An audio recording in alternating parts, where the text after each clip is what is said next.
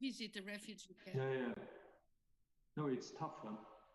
It's tough. No, and what I think is the Polish people are doing a great job. Huh?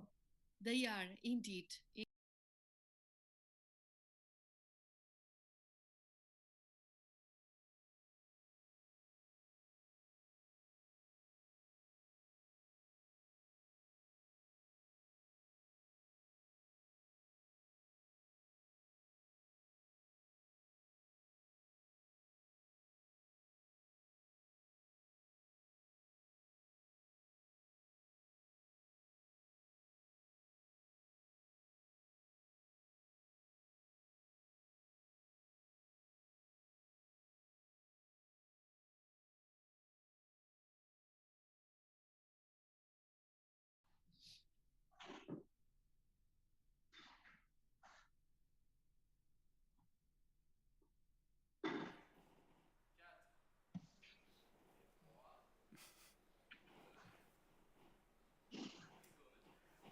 Hello and welcome to the conference from ESPON 2020 to ESPON 2030, hosted by the ESPON 2020 Managing Authority here at the Ministry of Energy and Spatial Planning in Luxembourg.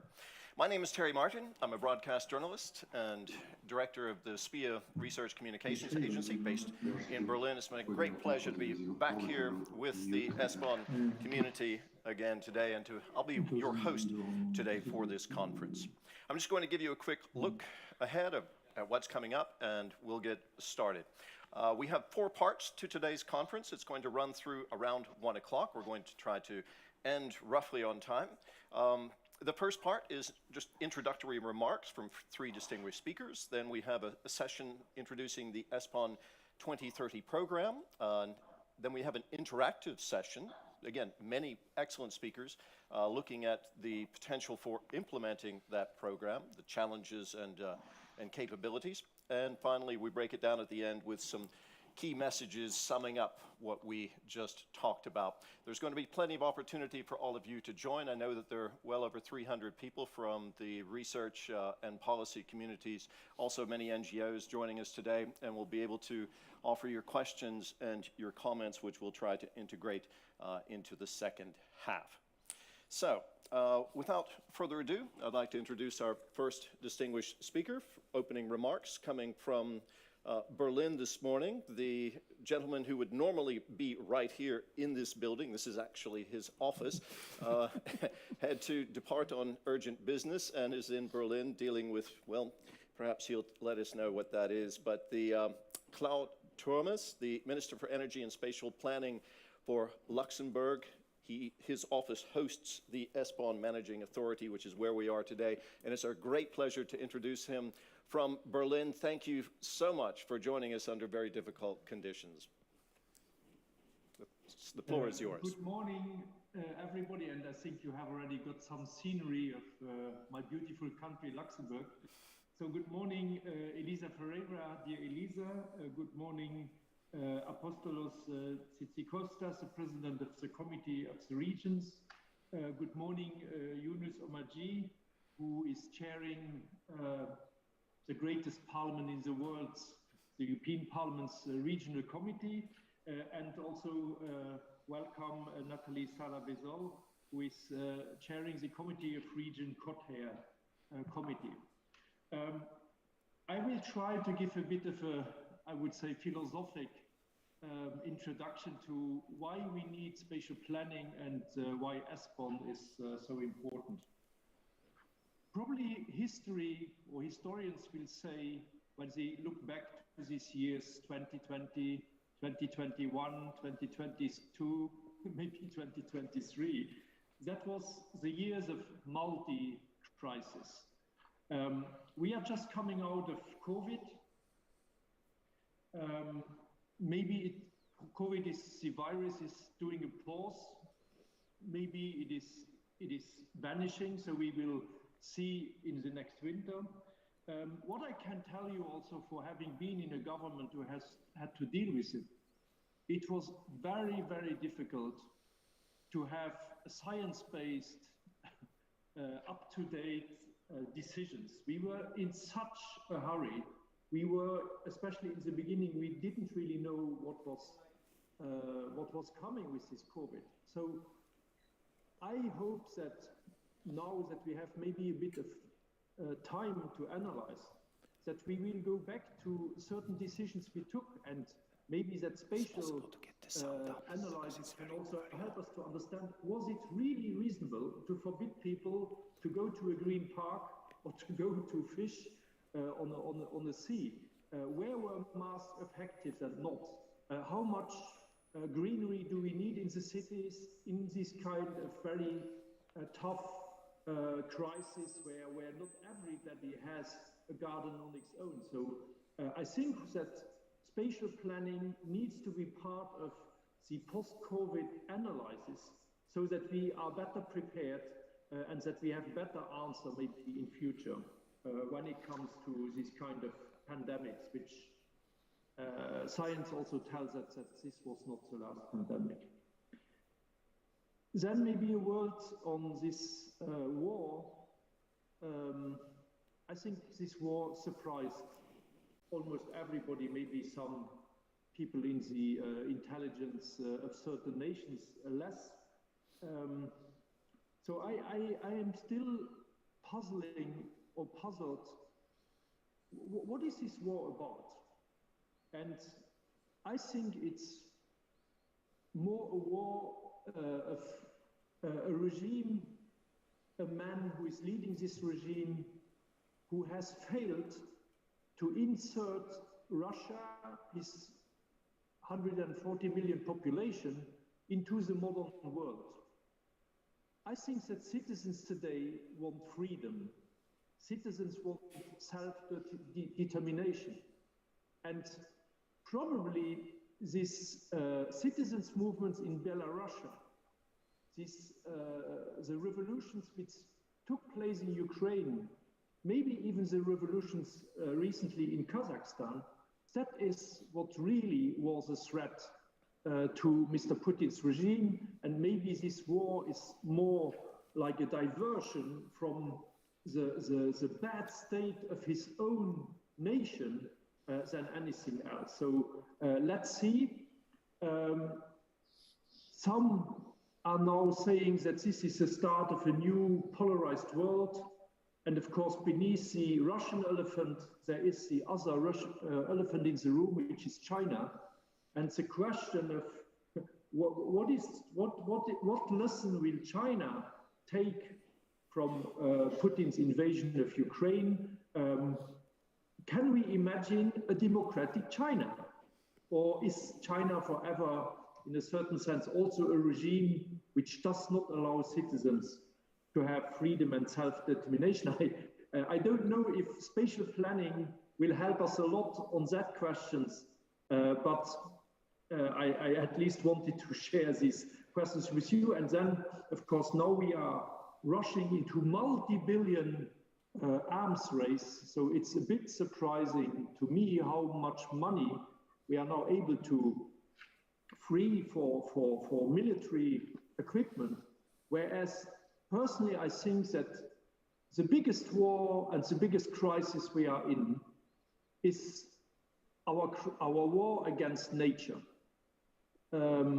So what does science tell us on climate change?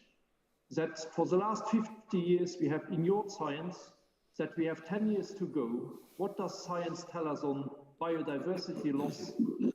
I think it's 50 years of lost time. And then we have now really to work on issues like no-net land take and also managing rural areas. So in that respect, I'm quite pleased that at least when it comes to climate change, when it comes to biodiversity, spatial planning and ESPON will be of a big part of the answer. If I take 5 points on why this new program on climate change is important, I think first is, where do we locate the renewables? And probably we would need what I would call a new aesthetics of wind turbines and maybe even a new aesthetics of power lines, because green transformation will have a certain or even a big impact on territories and landscapes. So we need to anticipate that. There will be a new area of research, which is maritime spatial planning. North Sea, Baltic, Black Sea, Mediterranean Sea will be part of the answer through big offshore wind. And that, of course, is in competition with some fishing, with some shipping, with some mining of sand, and maybe even with some military activities. So maritime spatial planning needs to be a full part of the future ESPON. Third is carbon sequestration. I think rural activities farming will have beneath food and feed production also to play a role in carbon sequestration, but that has also a territorial aspect, and we need to integrate that. And maybe the last or the two last aspects is mobility needs to be beneath, in a certain sense, spatial planning. I think we have missed over the last 30 years to really organize mobility, and technology alone, even the best electric cars, will not save us from traffic jams, will not save us from too much resource use. So I think we need a complete rethinking of where do we organize activities of society in order to reduce traffic. And then I think it's also important that we work on the aesthetics of public spaces. Spaces shape behavior. And the lifestyle changes we need in mobility, maybe even in diet change, they need also to come from spaces where it is more attractive to walk and to bike and to sit down to talk to others than to take a car. And if we want farming or diet to be closer against the people, I think we need farms, urban farming to come back to the cities. And maybe a last thing which we should do, my analysis is that our disruption with nature comes also because most of us live and we live in cities and we have lost the link to nature. So we need green belts around the cities, easy access to the nature around the cities. But I think we need to go beyond that, and that I would call nature experience. I think that we need to reorganize the space in the cities so that also people who live in cities can experience nature. And I think that will be a new strand in the spatial planning or the town, the urban planning, and ESPON could be a part of that story. But this kind of moving society on climate change will not happen if we are in unjust societies. And I think we are in Europe, let's be honest, also confronted with broken democracies. And probably broken democracies are the result of broken territories. So we need much more research into understanding when there is an industrial revolution and activities go, when there is massive outflow of young population as it is happening now for Eastern Europe. So we need to understand, how can we anticipate, how do we measure that a territory which was a pleasant place is now basically getting into a place of what you call communities of discontent. So places which are no more attractive. And I think ESPON's new program on governance of new geographies and also perspectives for all people and places is exactly something where we should try to understand where are the tipping points where territories start to be less attractive to their population and generate frustration, which then also often leads to populism.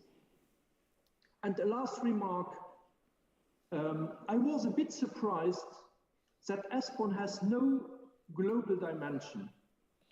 And if the green transition will need resources, these resources are not in Europe.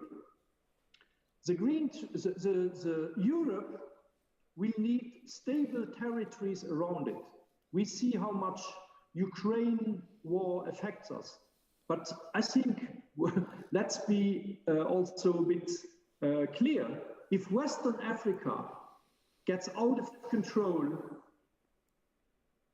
that will be an even bigger challenge for Europe. So my question to those who are designing the programs is, and it is a bit of a dangerous line, also because the first maps were military maps.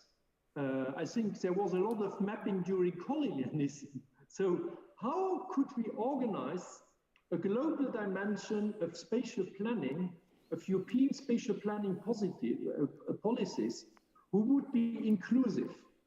And maybe just as an idea which popped up to my mind this morning, why won't we, we should at least think about maybe a Europe or a Western African community spatial program, but which would not be run just by Europeans, but which would be run by Africans and Europeans altogether, because this will be a 500 million plus territory where we need to organize renewable energies, where we need to organize public transport beyond the borders, and. So isn't isn't it the moment also where ESPON needs a global dimension, and then starting maybe with some territorial basically program, maybe, as I pointed out, as Western Africa. So to close my remarks, we in Luxembourg are extremely proud of ESPON, that we are able to basically to host it. My thanks go to both Timo Eser, who is in my team, the man who is basically in charge of the whole administration, and then of course also Viktor Sidorovsky, who has taken up ESPON and who is now, I think, really engineering the new programs. And thank you, Viktor, for your new also impetus into the program. So with that, I want us a good conference today. ESPON is a great instrument, and we should care for it, and we should basically look carefully also to the results of it and implement it. Thank you very much. Thank you, Minister Thomas. I just want to say to our audience, you can see the other gentlemen on the stage with me. I'll be introducing them in a moment, but they are the Timo and Victors that we just heard referenced at the end of that talk. Minister Thomas, fascinating remarks, very interesting insights, giving us some of the larger themes that are being addressed within the context of ESPON, and also giving us some food for thought, proposing perhaps an international dimension to ESPON. I also was intrigued by your comment about the notion that broken democracies may be the result of broken territories. I found that very intriguing as well. But of course, you already mentioned the war that is happening right now in Ukraine, which is going to have an impact on everything in Europe, already is to a large degree. Some of that you touched on. But you mentioned also COVID and the climate crisis as well as major challenges. But we have more coming through. One thing I failed to mention at the beginning was that there will be a break in the middle of all of this. That's one part of our program as well. So if you are wondering when you're going to have a little break, we do have that built into it too. So without further ado, let me introduce our second distinguished speaker. Elisa Ferreira is going to be familiar to many of you, all of you perhaps, the EU Commissioner for Cohesion and Reform. The floor is yours. Well, thank you very much. And it's a pleasure to be with you. I'd like to be physically with you, but I mean, that's still a very important technological advance of these times. I think it was one positive thing that was banalized after COVID.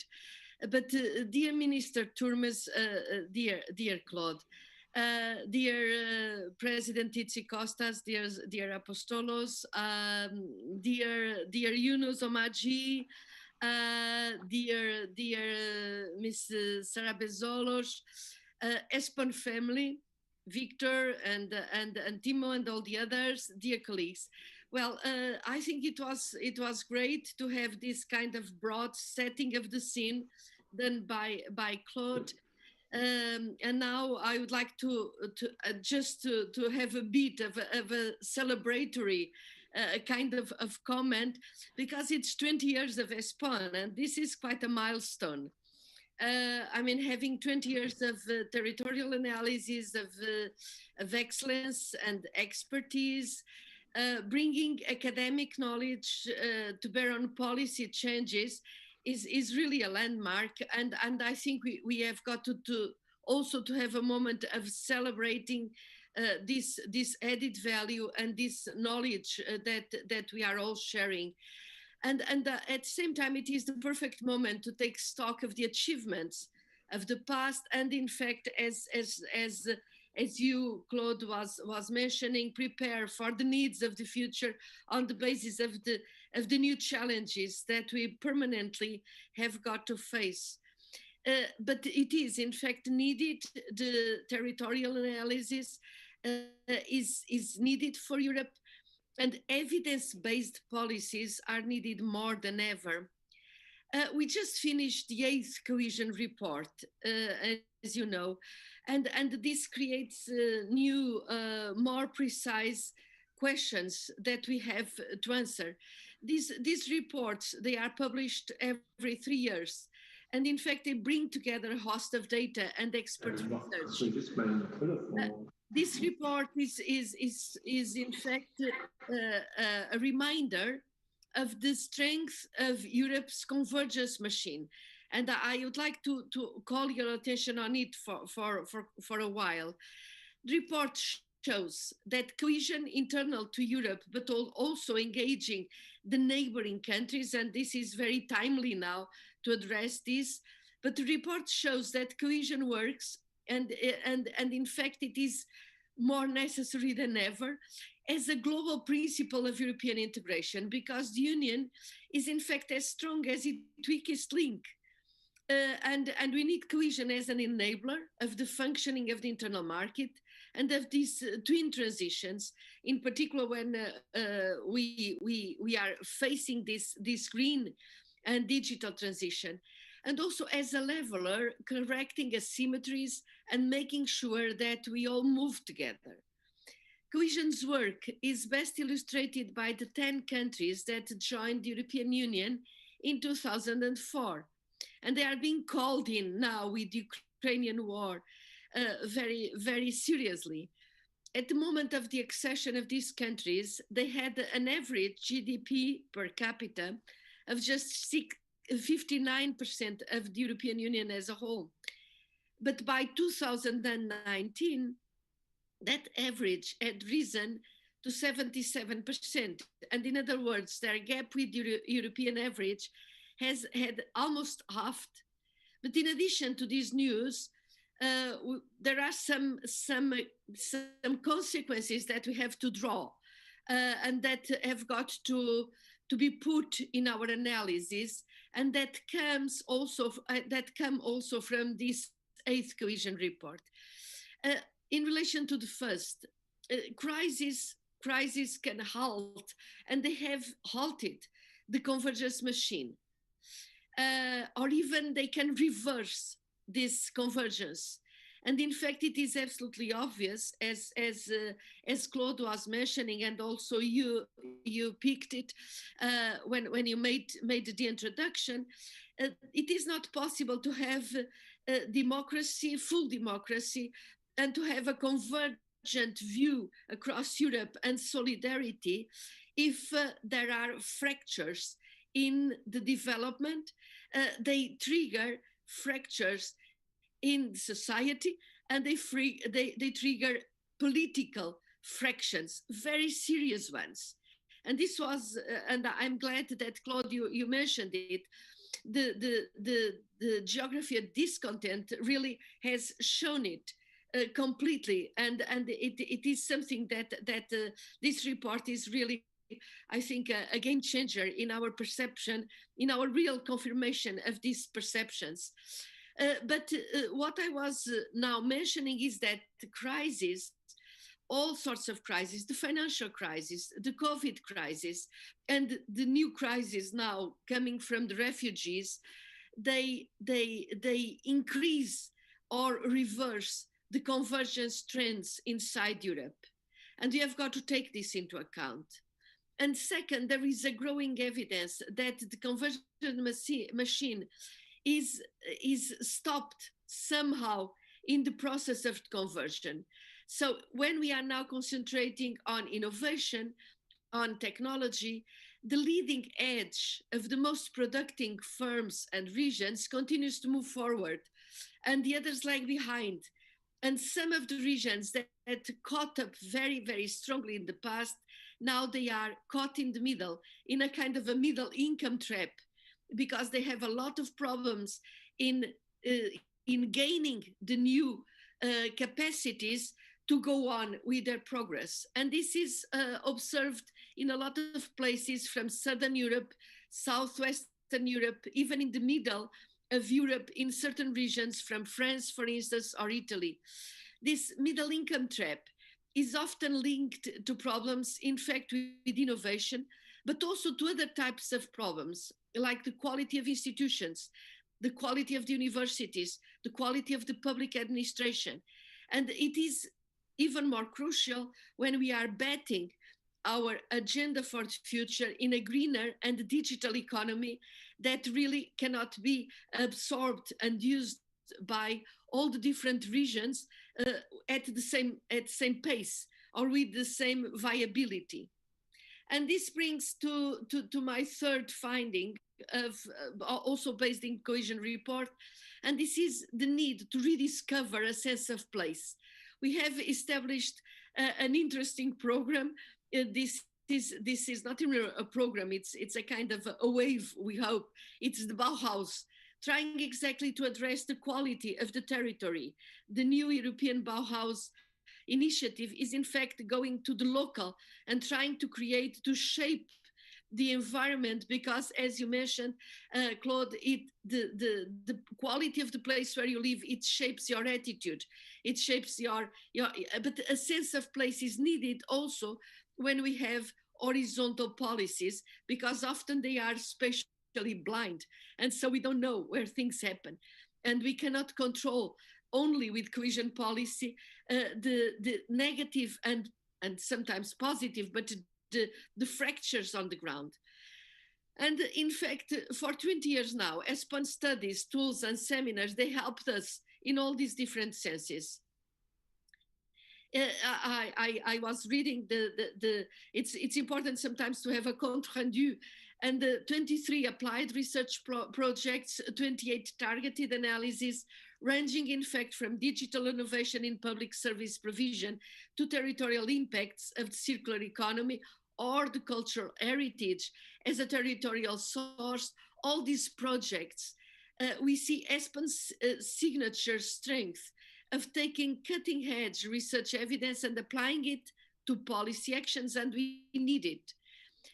And I congratulate you, Claude, because ESPON managing authorities and all those partners, we have all together done valuable work, and a lot of regions, a lot of politicians, a lot of NGOs, everybody has managed a lot, has benefited a lot from this work that has been done. In fact, ESPON has assisted regions, cities, national governments. Good policies and strategies rely on good data and good information, and we need it more than ever.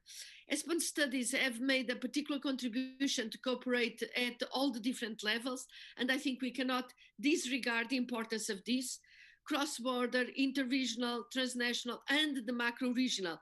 When we talk about macro-regions inside Europe, we need to know better what we are doing and what are the critical axes on which we have to concentrate. But the ESPON's tools, conference, seminars, workshops came, much further than administrations, but they are highly valued by a lot of policymakers at all levels. So in fact, I couldn't have this opportunity without thanking ESPON team very much, and managing authorities, and you, Claude, because it is really worth the work that is being done.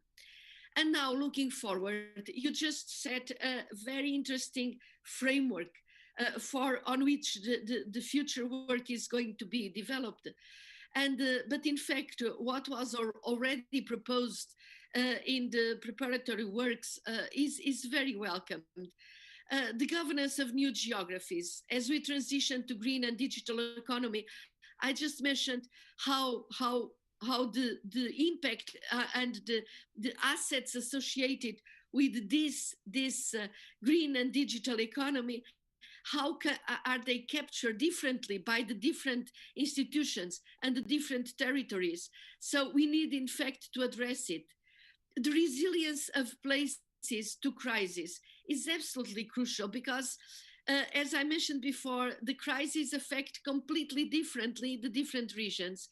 And in fact, we cannot just be always firefighters, as crises are, it seems, coming more and more common. but they cannot. We are not able, and we were not able until now to anticipate them. But we cannot just be firefighters. We have got really to analyze what are the tensions and how they interact with our territories. Also, I welcome this priority, a perspective for all people and places. I already mentioned the new European Bauhaus, but in fact, we have got to take lessons from geography of discontent, and if possible, to change this geography of discontent and make it a geography of opportunities, in which you give opportunities to people all over the place, wherever they are. And finally, I welcome the priority on climate neutral territories. Yes, I think we have got to address these climate change challenges and see how we can turn them into opportunities, into jobs, new activities, sustainable jobs and activities in new places. And all of these priorities, in all of these priorities, let us concentrate on and analyze your territorial evidence. And I would particularly highlight the challenge of reaching out to policymakers, informing them, and thus capitalizing the knowledge generated from ESPON. Cohesion cannot be the work of cohesion policy alone. So we need that this concept and this principle is in fact embodied by policymakers when they established the horizontal policies. The most neutral, so to speak, horizontal policy is asymmetric when it comes to the territory, because it impacts different realities in different territories. But to reach out to anyone, we must speak their language and show them evidence in the terms most meaningful to them.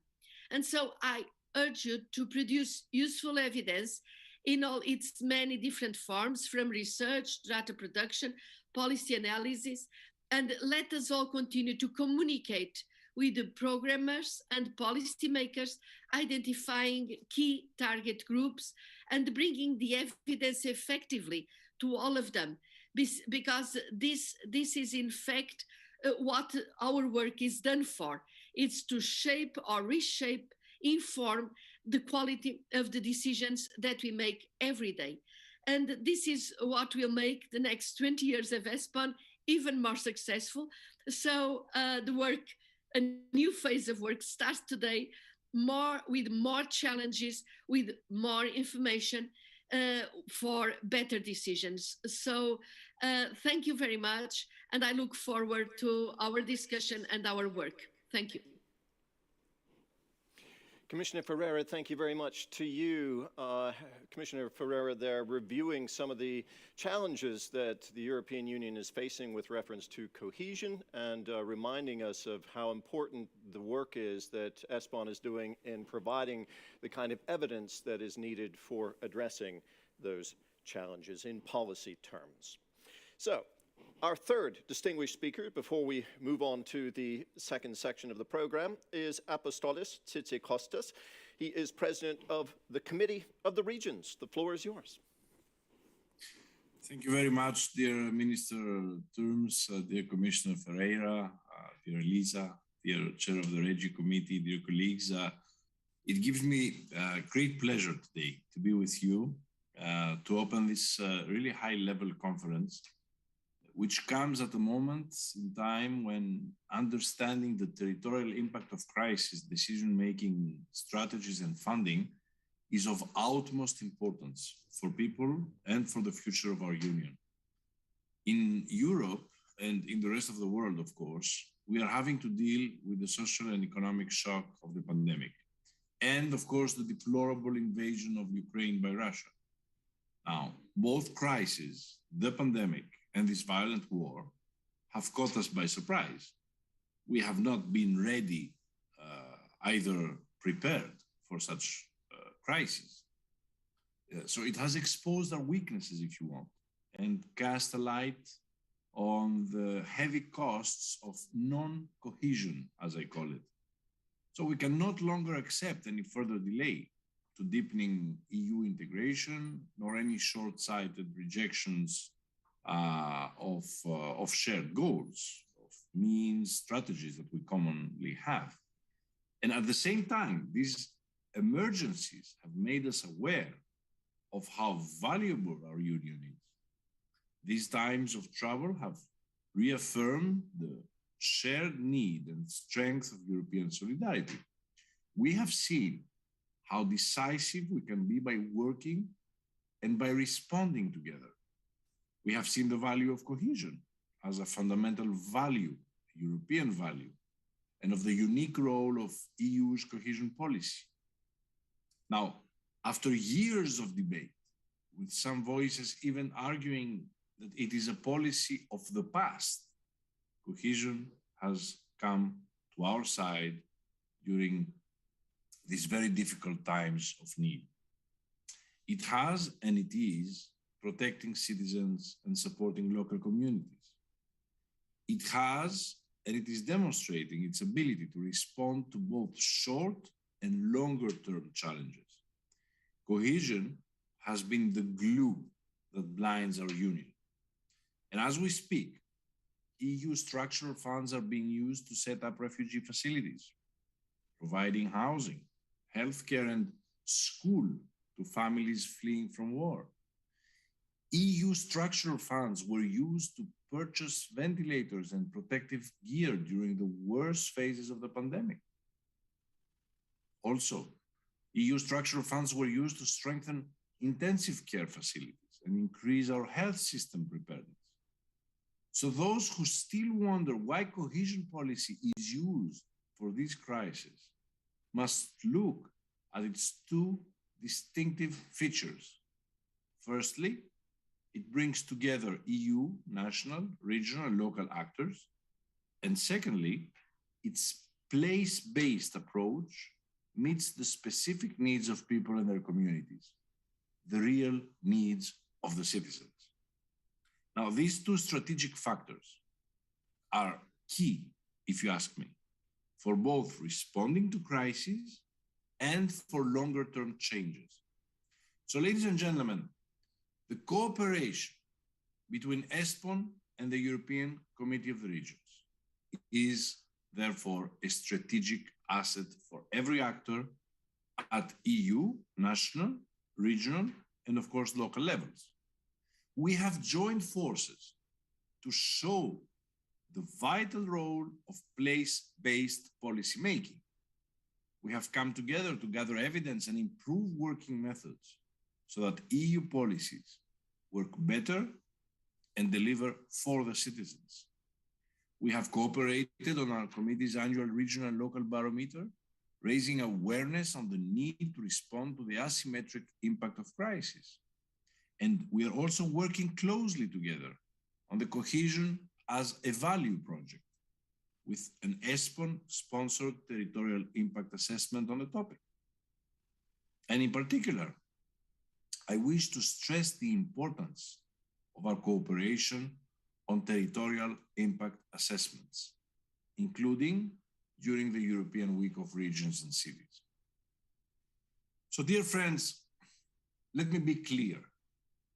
For regional and local leaders, this cooperation is not academic. By assessing the territorial impact of crises and policies, EU investment and strategies can better take care of our communities, putting the European Union to work for the citizens it serves.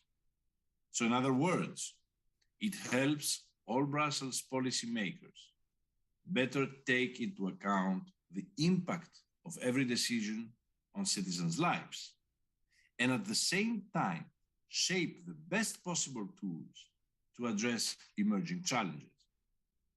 This is exactly the reason why we have joined forces with ESPON, to assess the territorial impact of trends and policies, ranging, of course, from zero emissions vehicles to cross-border health threats, from emergency and energy poverty to demographic change.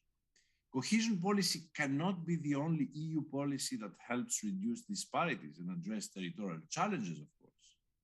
We need all EU policies to take into account their asymmetric impact on the ground, and our cooperation with ESPON is definitely an asset in this fight.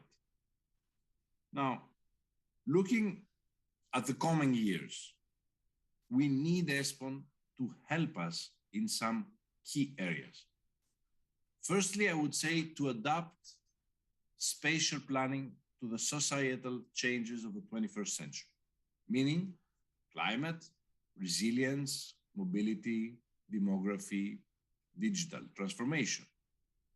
Secondly, to make cohesion policy even more effective and understood so that we end this short versus long-term traditional approach. For example, can we really consider managing refugee flows or energy disruption as a short-term investment? We need to gather evidence about the impact of cohesion policy and make this knowledge known, especially in the future debate on the next EU budget. Thirdly, we need to promote territorial assessment in other EU policies to increase their impact and facilitate synergies on the ground with cohesion funds. And finally, we need to help the Cohesion Alliance to promote cohesion as a value by making new evidence available in partnership with other research institutions. So we therefore propose, ladies and gentlemen, to work together once again on this year's EU Annual Regional and Local Barometer that will address a range of issues, including the impact of war against Ukraine on our regions, the EU's regions and cities. And together we need to address the different implications from the welcoming of Ukrainian refugees to the economic impact of Russia's sanctions, not to mention the need to reduce our economic and energy dependency. So we need more and better evidence to guide our political choices in the coming years. So I'm really looking forward, being president of the European Committee of Regions, along with all of our commissions and all of our members.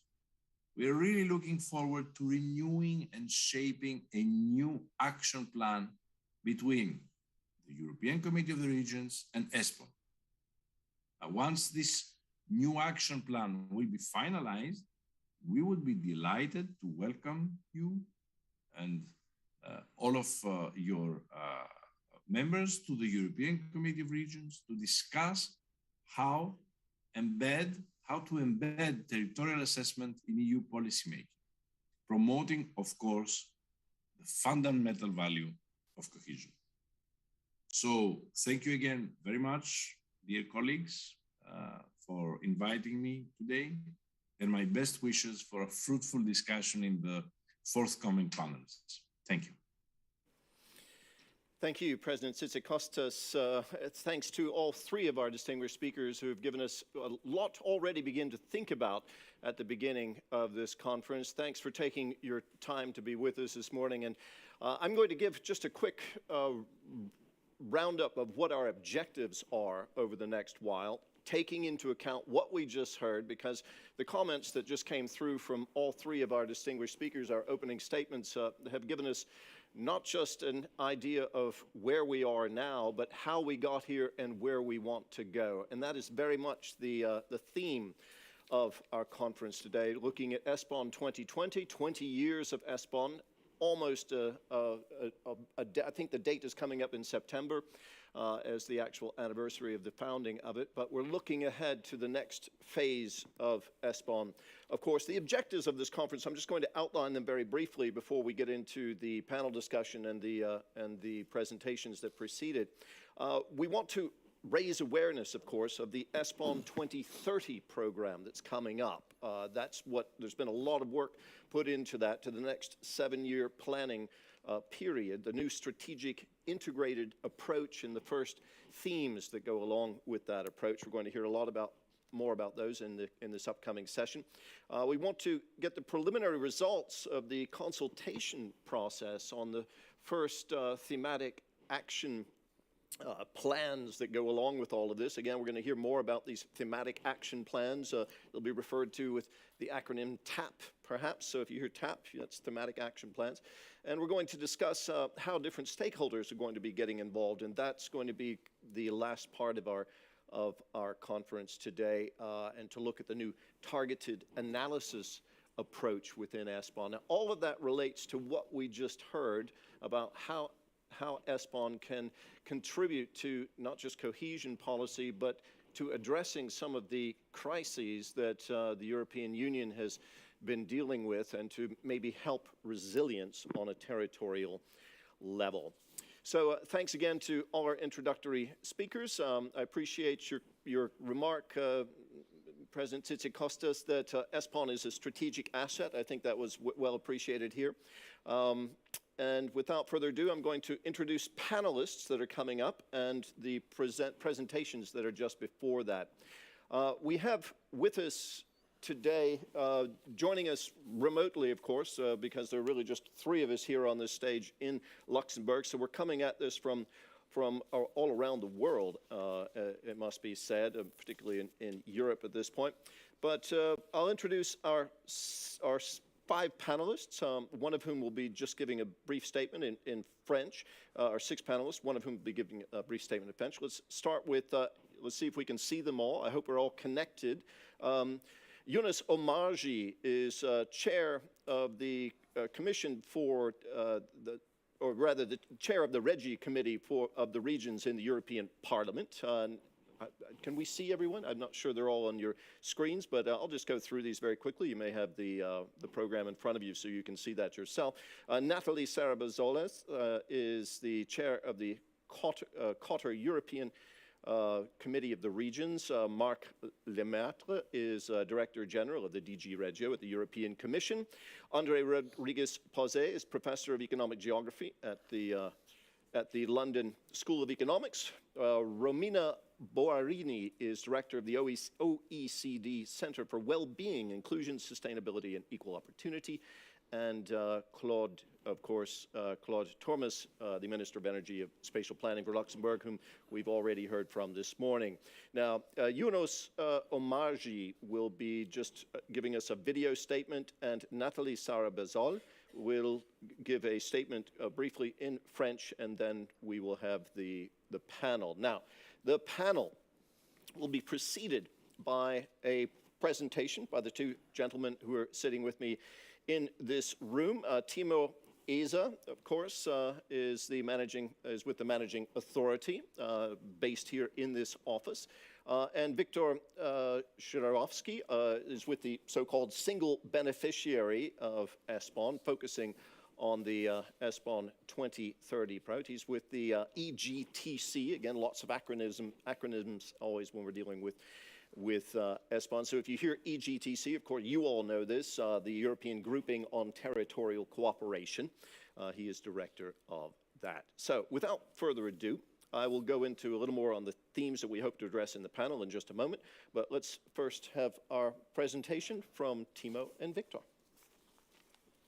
Yeah, thank you, Thierry, for this introduction. And maybe just to make it more simple, the managing authority takes care on behalf of the member states, the 27 member states and 4 partner states in Europe who are the stakeholders behind the program, whereas Victor is taking care of the EGTC, who does all the implementation of the content part of the program, and he precedes a team of 20 experts. We are a small unit at the ministry with 4 people, so that you get a bit an idea that who is actually behind it. And that's also the split of our work in the presentation. So, Timo, if you don't mind me interrupting you, just briefly, I failed to mention that because there's so many people out there who have joined us and taken time to be with us, and we want to get your input today too. And we've created an opportunity for that online through something called Slido. You should see it in your window that you're using for your web interface. And the Slido is simply, you just put a code in, which happens to be, the hashtag is already there, ESPON. I think you just write ESPON in that little where it's asking you for a code. And then you can contribute any questions or comments that we might integrate into the panels that will be following this. So my apologies, Timo, for interrupting you at this point, but we do want to get input from all of the stakeholders who are with us today. Please continue. Thank you, Terry, and this was really a very important remark because, I mean, as it was also said before, we would like to really be close to the users. We would like to improve the kind of interaction between research and policy making, and this is one important element of this. But we heard already a lot of ideas and ambitions which have been expressed, and thank you very much, Commissioner, also President of the Committee of Regions and Claude Thomas, what we actually should do in the next programming period. And we anticipated, of course, we had consultations before, and I'm happy that we actually capture quite a range of these expectations. And I will present now the design of the new program. So it was mentioned, I mean, ESPON focuses on territorial evidence to support stakeholders at all levels. So our DNA, if you like, is to do research, evidence production, but we are only successful if we can see that this research is used in practice. And I think that makes us distinguish to other research programs which are on the market, if you like. And we have a clear focus on the green transition to climate neutral economies while ensuring at the same time just living conditions for all people and places. So you can do a lot of research on the green transition, also on the just conditions living, but our core idea is the territorial, the functional place-based approach, and I think that was mentioned several times already. If we don't reach the people in their territory, we will have political consequences. And therefore, our focus is really on the territorial dimension of all these sectoral developments.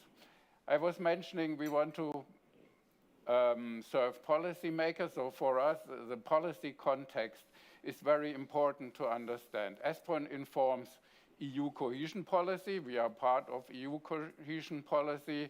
We understand our role also to inform about sectoral policies, their territorial impact. We are related to the territorial agenda process on the policy side, national policies that are our clients.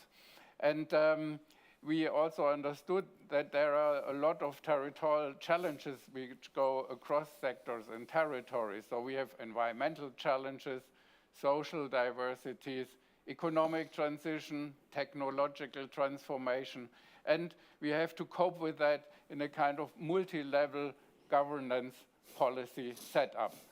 And we are fully aware of this rather complex policy context, but on the other side, this actually forces us then to be very clear about how we set up our research and how we make the link to the stakeholders. Just for the timing, we expect that the program will be approved in the second semester by the European Commission. We submitted it in late December. We got some remarks, and we are at the end of clearing these remarks and to draft the program for a second submission. So the timing can actually stand. We are working on these thematic action plans, as Terry was already mentioning, that are work streams for us. If you can use a synonym, it's a thematic work streams where we combine the evidence production with knowledge development, which is closely related to our stakeholders, to the policymakers, and then we have this complemented by a series of cross-cutting measures, what we call horizontal measures where we inform across thematic fields to particular policy processes. Now, my PowerPoint was falling. I cannot see it at the moment. This is something that happens from time to time, the technical challenges of working virtually. But look at that. It took our amazing team here. We have an excellent technical team supporting us today. And they, I'm sure, are going to get this back on screen in just a couple of seconds. Let's see. There's a whole team of professionals standing behind the scenes who are supporting this. And they... it's in the nature of the beast, as it were. Over the past couple of years during the pandemic, we've all had plenty of opportunity to participate in online conferences. This one is very well supported compared to many that I've been a part of. So look, there we are. There's the slide. Thank you very much for leading over, Terry. I feel very safe in your hands. Thematic action plans actually are composed, as I said, by two components. The evidence components, where we carry through territorial analysis, policy analysis, impact studies. And on the other side, we thematically combine that with what we call knowledge development, where we link these themes, these thematic results, with processes, with policymakers, workshops, policy prototyping, laboratories, so that the themes are really the kind of roof on top of the activities in both directions. There we go. There seems to be a small Luxembourgish gremlin in the system here today, but we are chasing that gremlin, and our gremlin hunters are behind the scenes. And look at that. Oh, well, okay, I think there is some pulling out of hair at the moment, but I assure you we will be getting back on track as best we can. I don't know that we have a fail-safe for the slide presentation. If it's dropping out completely, it may be perhaps we can provide our speakers at least with a hard copy of the presentation, which I can see that Timo already has handy to bring out. So we're working on trying to bring that slide presentation back to you. And while we wait on that, perhaps Timo can reflect a bit on what we've heard and where it's going. Yes, as you said, Jerry, I am prepared for a fallback solution. I have a hard copy, so at least I can entertain you, maybe not visually, but orally, on what we are doing. So I just wanted to explain a bit what we understand under the thematic action plan evidence production part. I mean, we are looking at European-wide thematic activities, research projects, in collaboration with multilateral organizations. We produce position papers, policy briefs, and also public policy scenarios. We had quite good experience with scenario development. It animates the political debate and really raises awareness. Then we have also demand-driven thematic activities where we get the demand by the stakeholders, and then we bring research and stakeholders together in particular project, fast-track, targeted analysis, then case studies which are elaborated together with the policy stakeholders. On the other side, as was said, horizontal measures, cross-cutting studies, foresight reports, and impact assessment. And then we intend also to do some monitoring activities, such as support to the Territorial Agenda 2030. We support cohesion policy programs by evidence. to develop their strategies and these type of activities. When we turn to the knowledge development, we actually distinguish three types of activities. One are the push activities, where we deliver messages of the evidence production to the stakeholders.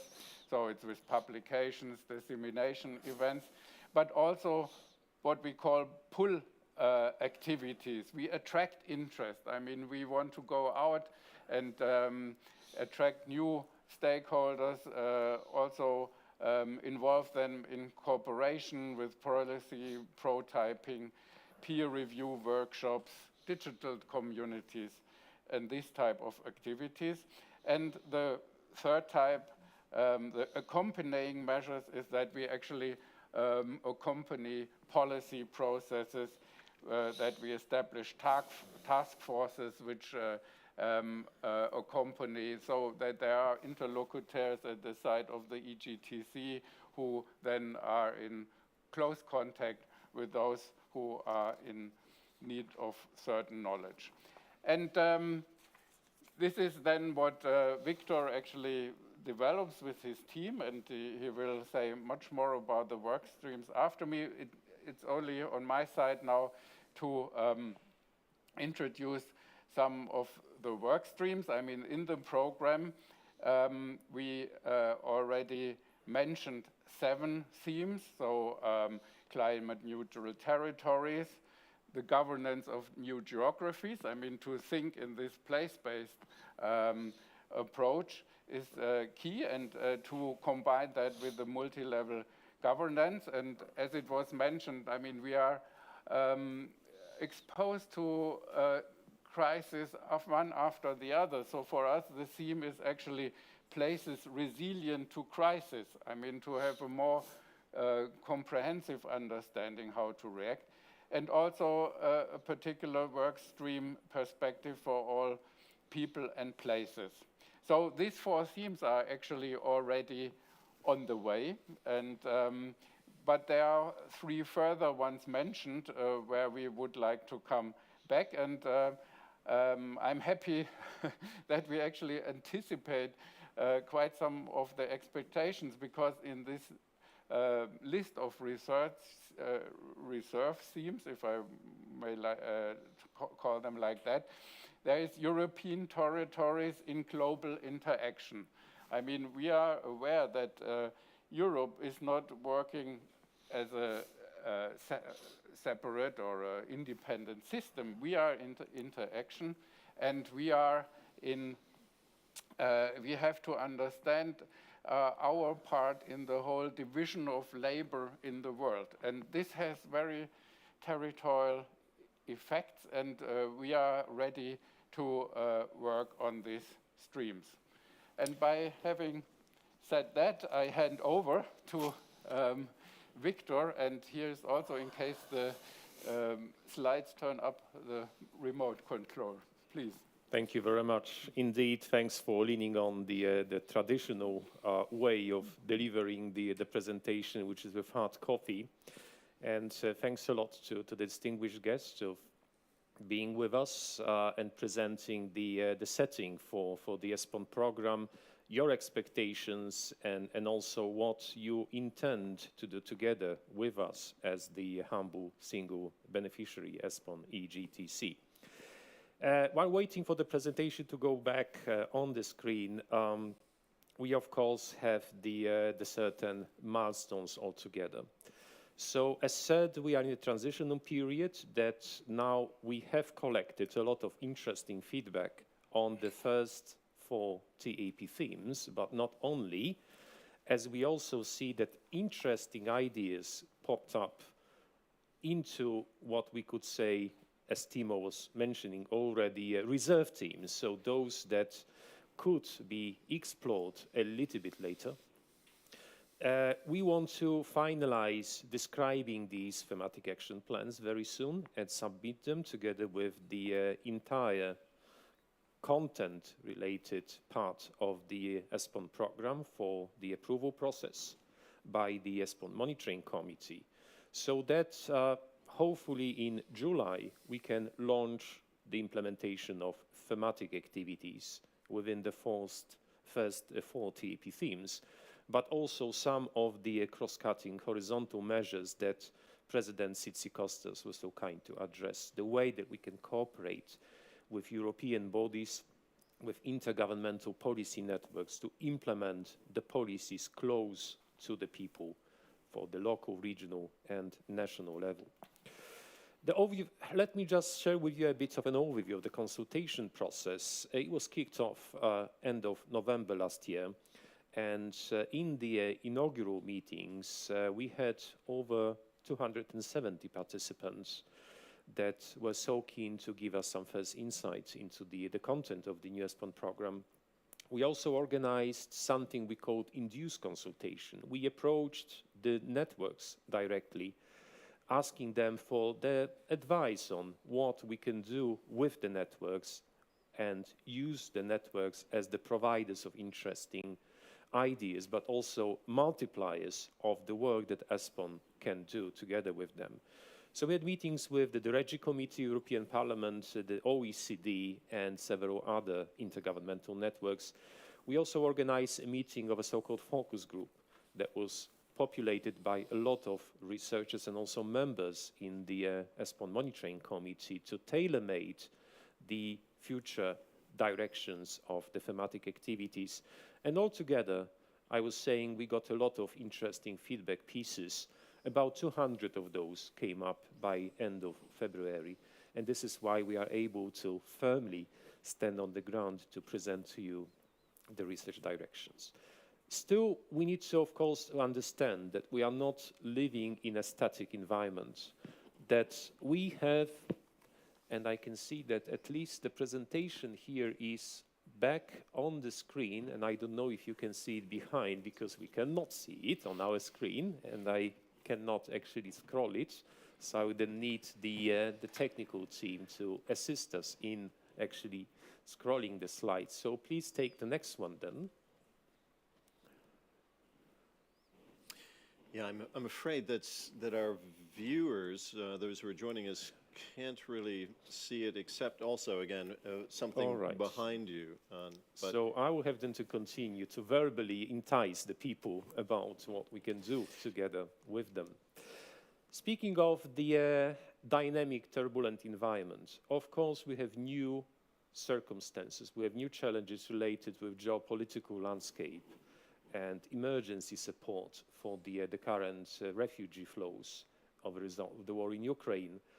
And this is also what will heavily impact the spatial planning tools and instruments. We need to include in our thematic work streams the territorial impacts of the refugee crisis related with the Russian invasion of Ukraine, on what it means for our development, what it means for our cohesion, what it means for our geography of discontent or geography of opportunities. Of course, post-pandemic recovery and how to build resilience based on the lessons learned, a very important area of interest that will actually penetrate into the very specific part of the new ESPON program. How then to also accelerate the transition to cleaner and fair energy, looking for more affordable, secure and sustainably sourced energy, as Claude Thomas was saying. Achieving a climate neutral economy, equally important, how we could overcome the challenges of climate change, environmental degradation, and last but not least, digital transformation, how we could find and devise new lifestyle options, how we could have new working patterns and new businesses, and what it means in terms of spatial changes. So all of this we want to address in the work streams. And let me see now if it works. Yes, to a certain extent it does, unless I'm not the one to control the screens. This I don't know. All right, moving on into the specific content, where we stand. Governance of new geographies.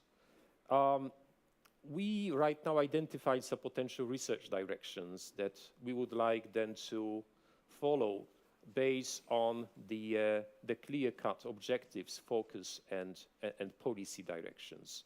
So the governance of new geographies is a very poetic term, we would say, and it was devised together in a co-creation process with the managing authority team here on the top floor, where we stand right now, exactly in the same room. And we thought that it is important to understand the emerging new geographies. Because of those new turbulent developments, we are not going to cope with just a static picture of cross-border areas, of the metropolitan areas, but we have to look into the delineations, function and cooperation arrangements, and also who is in need to be involved for those new geographies. So we are interested in a certain functional approach in planning and governance, how we could thereby strengthen capacities and skills of policymakers. So what we want to do together in the ESPON community, and would like to involve policymakers and researchers in that, is to debate those interesting new functional areas, lake regions, areas with geographical specificities, peripheral cross-border areas, to understand the development potential and also how we could delineate those areas based on flows, so based not on administrative borders, but how the different flows shape the territories. And the example of those are geographies of green infrastructure, geographies of health, geographies of pollution, geographies of crime. So all of this that does not tolerate the administrative borders and requires a functional, place-based and together created approach between the different levels of policy stakeholders. COVID-19 and how to revitalize functional territories. What Minister Thomas was saying, we need a new look on mobility patterns and public service provisions. There are some opportunities related with teleworking. We need to understand better what it means for our mobility, what it means for the provision of public services. The metropolitan governance, how we can use the metropolitan governance in comparison to the existing administrative divisions, how the metropolitan governance may help deliver EU policies and strategies beyond just the cohesion policy, as President Tzitzikostas was saying. The cohesion policy is not the only tool that we would like to see a very distinct territorial dimension. So all sectoral policies, and also Timo was presenting in the slide on positioning the new ESPON program. This is important. Spatial distribution of growth. This is a very interesting topic where the production areas differ from residential areas. So how to understand this co-development in the cross-border context, how the knowledge of flows goes up, how we could distribute tax revenues in cross-border areas, problem of cross-border financing on public services. This is at the center of attention, I believe, for the future ESPON program. And also then the scale-up functional approach in governance arrangements, how to roll out and implement territorial governance mechanism for functional areas. Moving on to the next very important block, which is climate neutral territories. And I think this is, gives us a lot of important insights, is then how to further develop the knowledge base on the territorial patterns for green transition. We know that these patterns are going to differ. So no territory will be alike in terms of addressing the challenges such as economic development, accessibility and social disparities, because these territories have such eminent features, and how they can move on to the green transition. So strengthening skills and capacities of policymakers to further integrate carbon neutral territories in policymaking processes lies at the center of ESPON attention for the future program. So specific potential research directions, you may also then understand that we need to better scale opportunities and challenges of regions because they have different socioeconomic situations and territorial specificities. Blue energy and land use planning. Minister Thomas was saying about the very prominent role of maritime spatial planning. Indeed, we need to reconcile between the different sea uses, the use for the energy benefits, so energy transition benefits, blue energy systems, and also climate plans. But what else could come in a certain clash of functions, in a certain conflict that we need to be able to resolve? Climate adaptation, what we need in terms of a better local cooperation, multi-level governance and cross-border cooperation to tackle the issues of climate change adaptation mitigation. And also green transport. How then, in the context of a changed mobility behaviors, understand the role of green transport, and how then to measure impact of changes in mobility on carbon emissions. So very interesting points indeed that we would like to explore a little bit further through the specific activities in the future. Next one is a very important, not to say one, places resilient to crises. We have witnessed those specific crises and the way that territories respond to those. They are vulnerable in a different way, and they need to be better shaped, the policy responses, to adapt and mitigate and increase the capacity of territories to cope with the crises of the future, different sorts of crises, environmental, economic, sanitary, digital, and so on and so forth. So how we can assist then the policymakers to further integrate the resilience issues in policy-making processes, that is of interest to ESPON. The potential research directions go very much about the future-proof territorial resilience. And I think this will be our mantra for the future, not just sustainability in development, but also resilient territories. How we could, together with our peer organizations, because ESPON is not the only one delivering on evidence, and Romina Boarini is leading one of the important areas of research about the well-being, the quality of life, the social aspects, how together with many other organizations delivering on evidence, we could create a reference framework and system analysis for future-proof territorial resilience. How we could increase the capacity building in the territories to anticipate, mitigate, measure. Also a very interesting topic of intergenerational divides in European regions, how resilience can cope with that, because we see that the needs and behaviors of generations are different between the elderly and the young cohorts in our societies. That is the value of culture for territorial resilience. Can we see it? Or can we identify some important issues here together that we could improve the understanding and the knowledge of those?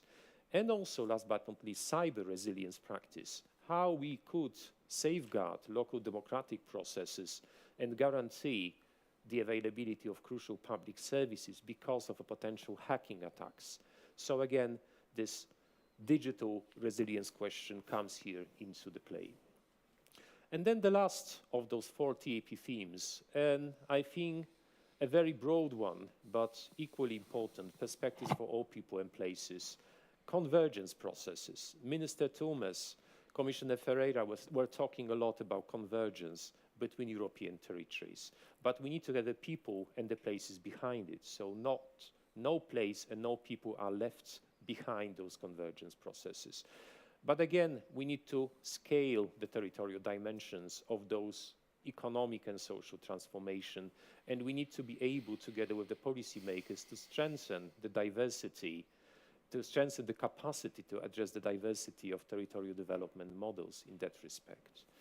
And then the research directions that we see quite probable in the future ESPON program is the matter of how we could again understand this convergence driven by interregional linkages and flows, labor market, how we can adapt to the current flows, the supply of the labor market, what kind of new territorial models for inclusive and sustainable economic growth and foundational economy and public investments could we see, livable environments and spatial planning response, and also then the potential of all places, how we can work together with citizens and how we could involve the social innovation in all of that.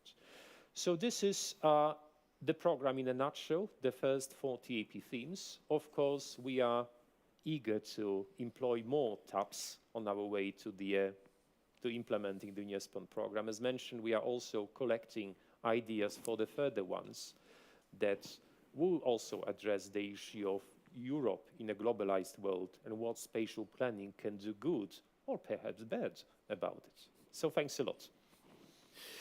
Thank you very much, Victor and Timo. I'm sure that if we were all assembled here in one room, there would be a round of applause for your amazing resilience indeed yourselves in being able to respond to that difficult situation.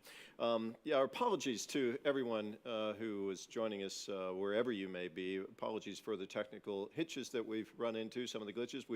We seem to be on top of them now. The gremlins in Luxembourg are particularly tenacious, but we do have a good team, as I say, and they're working feverishly behind the scenes to make sure that the rest of everything moves more smoothly with respect to the PowerPoint presentations. There was one comment that's come through of one that you might expect in our Slido relative to what just happened, and that is a request that the presentation be made available to our, yes, I'm seeing a nod from one of our very capable participants here who's supporting us from ESPON. So you can expect to see the PowerPoint presentation that was interrupted will be made available to it. It is really a wonderfully put together piece of work that explains exactly where ESPON is headed and the complexities, because it is indeed a very complex undertaking, doing this kind of targeted research, making sure that it addresses the needs of the stakeholders and addresses that it's also shaped by the stakeholders. And there's a lot to wrap your mind around there conceptually, indeed. So you've had some input now on where ESPON is headed and why and how and what sort of directions it is going in. You've got something on the status quo. We've looked at the structure, the evolving structure of ESPON as after its first 20 years, as it's moving towards ESPON 2030 in light of the different needs within the European Union. And we've also heard some more mind-expanding notions that perhaps ESPON could be expanded to take in larger territorial considerations while still drilling down into the very granular level. So we're approaching now our first panel discussion. We're a little bit behind time, but I think we'll be able to catch up. We have 6 names slotted here, and I've already mentioned them. I'm just going to introduce each speaker individually and just quickly, just with a name. Each speaker will have 6 minutes to offer thoughts, perhaps a slide or two, but to give input for 6 minutes. And then we will switch over to a mode of actual discussion, trying to integrate your comments as well. Each speaker will have an opportunity to maybe challenge or comment on what other speakers have said, and then we'll get into the actual discussion. So again, I encourage you to please submit your questions or comments through Slido. I'm able to access them here on my tablet, and I will try to integrate them into the discussion that's coming up. But first, let's get that input. First of all, we have Yunus Omarjee, the chair of the European Parliamentary Regi Committee. It's the Committee on Regional Development. It's a videotaped message, so let's listen in. Monsieur le ministre Claude Turmes, Madame la présidente de la Commission Coter, chère Nathalie Sarabezol, cher Marc Lemaître, directeur général de la DG Régio, Madame la directrice Romina Boarini, Monsieur Rodriguez Possé. À l'heure où nous entamons nos discussions, vous le savez, l'Europe est confrontée au plus grand déplacement de population qu'elle ait connu depuis la Deuxième Guerre mondiale. L'invasion de l'Ukraine par la Russie bouleverse l'Europe et nous n'en sommes qu'au début des impacts tout à fait vertigineux. La brutalité et la violence de cette guerre, nous partageons cette conviction, sont intolérables et nous devons à présent tout faire pour la stopper, pour stopper la Russie dans sa course folle et pour aider bien sûr les Ukrainiens. Dans cette crise majeure de notre histoire, bien plus qu'une crise en réalité, cet événement historique, notre regard se tourne aussi bien sûr vers toutes les régions et les villes qui organisent la solidarité, vers tous les États frontaliers de l'Ukraine et qui aujourd'hui accueillent et aident ce flot sans précédent de réfugiés. Spontanément, et devrais-je dire d'ailleurs fraternellement, dans la fidélité aux valeurs de l'Union européenne. Beaucoup ne savent d'ailleurs à ce jour comment financer les coûts qu'elles supporteront et c'est notre devoir que de leur apporter un soutien. Nous connaissons les difficultés budgétaires structurelles de certains territoires, de certaines régions, de certains États et c'est pourquoi nous avons décidé, avec la commissaire Elisa Ferreira, de mettre sur pied le programme CARE qui permettra de réaffecter les fonds de la cohésion vers l'aide aux réfugiés dans les villes et les régions européennes. Cette facilité que nous voterons, je l'espère, la semaine prochaine en plénière, fonctionnera sur le même modèle de la facilité que nous avions déployée pour aider à pallier aux difficultés engendrées par la pandémie du Covid. Et une fois de plus, nous affirmons que l'Europe et la politique de cohésion sait réagir vite lorsqu'il le faut et qu'à chaque fois, notre politique de cohésion est la politique par laquelle la solidarité entre les peuples européens se manifeste et se déploie. À la sortie d'une pandémie ravageuse sur tous les plans, sanitaires, économiques et social, toutes les régions d'Europe sont confrontées à de nombreux défis supplémentaires et sur des fronts aussi nombreux que la transition énergétique, le maintien de l'emploi, l'attractivité des territoires, la lutte contre les inégalités et la précarité. La guerre en Ukraine n'est pas une crise de plus, mais un événement historique majeur qui va profondément impacter les politiques européennes et le devenir même de l'Europe.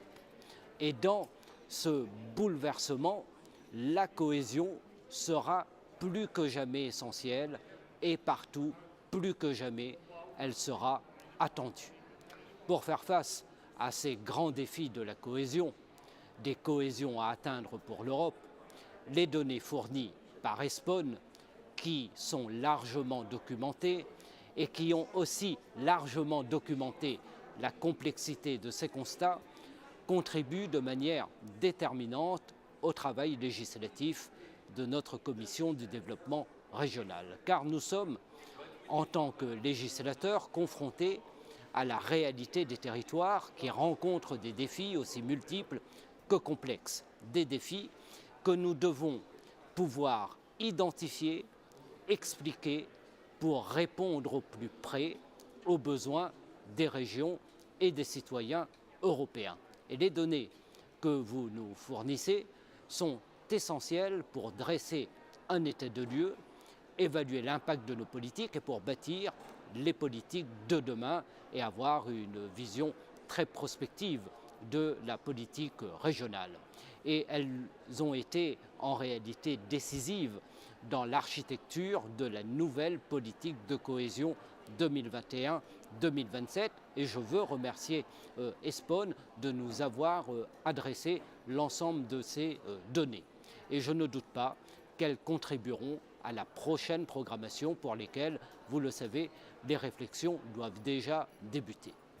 Dans cet esprit, j'ajouterai que la politique de cohésion ne doit pas rattraper seulement les écarts de développement. Elle doit aussi anticiper les mutations dans les territoires pour les armer à leur vulnérabilité et aux nouvelles vulnérabilités. Que ces fragilités s'expriment d'ailleurs aujourd'hui comme pour le futur et nous devons garder bien sûr pour cap, pour l'avenir, la lutte contre les inégalités territoriales. Je pense à la question des salaires qui doivent devenir similaires et égaux dans toute l'Union européenne et nous en sommes en réalité encore très loin. Cette lutte contre les inégalités doit rester, je pense, un des moteurs du travail d'ESPON et je sais en cela savoir compter sur vous. Mais lorsqu'on évoque le monde tel qu'il sera demain et l'Europe telle que nous la voulons pour demain, il serait absurde de ne pas évoquer la question du changement climatique. notre commission du développement régional a fait des nouveaux règlements de la cohésion l'un des principaux piliers d'investissement pour le Green New Deal. Et je crois que c'est un grand acte moteur pour demain et nous devons être fiers de cette nouvelle, de ce verdissement en réalité de la politique de cohésion. Lorsque nous pensons la question du changement climatique, évidemment, nous pensons aux efforts en matière de la mitigation et de la réduction des émissions de gaz à effet de serre. Mais une politique climatique doit reposer sur deux piliers. À côté de la mitigation, des efforts doivent être renforcés pour l'adaptation. Et c'est pourquoi notre commission propose un nouveau fonds européen, régional, d'adaptation au changement climatique, question dont j'ai d'ailleurs pu discuter déjà avec ESPON et je me félicite que vous êtes prêts à travailler sur une cartographie des risques naturels et des stratégies d'adaptation au changement climatique en Europe. Ce travail que vous réaliserez sera absolument central pour notre commission Régie. En matière de climat, nous voyons aussi combien la transition énergétique nous oblige. Elle nous oblige plus que jamais, tant sur le volet écologique qu'en matière de justice sociale, et plus que jamais d'indépendance énergétique et géostratégique pour libérer l'Union européenne des dépendances extérieures et en particulier d'une dépendance avec la Russie. Et ce que le FEDER met sur la table est une contribution, je crois, majeure pour atteindre cet objectif. Toutes ces crises sont interdépendantes et leur combinaison montre la complexité du défi qui est devant nous. Et ces crises interdépendantes doivent être mises en perspective. C'est le travail du programme ESPON de donner aux législateurs que nous sommes un certain nombre d'outils pour pouvoir bien légiférer et réglementer, et celui du politique de se saisir de ces outils pour résoudre à des équations à plusieurs inconnues. Devant la complexité donc et devant l'urgence des crises auxquelles nous devons donc tenter d'apporter des solutions, nous avons plus que jamais besoin d'être éclairés par de solides analyses. Et c'est pourquoi ESPON est un partenaire absolument essentiel pour la Commission du développement régional. So, very interesting inputs already, getting very strong thematic trends coming through here. Also a recognition of some of the current events, particularly the war and what we just heard referred to as the largest displacement of people in Europe since World War II, but also mentioning just how vital ESPON's work is for what's being done in the European Parliament, particularly in the Committee of the Regions. Next with us, we have, I'm going to try to keep my commentary very brief now because we're about 20 minutes over our schedules right now, and I'm going to try, part of my job is to keep us on track, so less from me, more from our speakers. I would appreciate any effort that's made to try to help keep us on time. We have Nathalie Sarabazol with us now. She is chair of the COTER, that's the Commission for Territorial Cohesion Policy and EU Budget in the European Committee of the Regions. I understand she's going to address us in French, and the floor is yours. Merci. Merci beaucoup à vous pour cette invitation à partager des réflexions et à se projeter dans l'avenir. Moi, je voulais témoigner de l'excellent partenariat et des excellents résultats de ce partenariat que nous avons avec ESPON. Et je voudrais revenir après le tableau qu'a dressé M.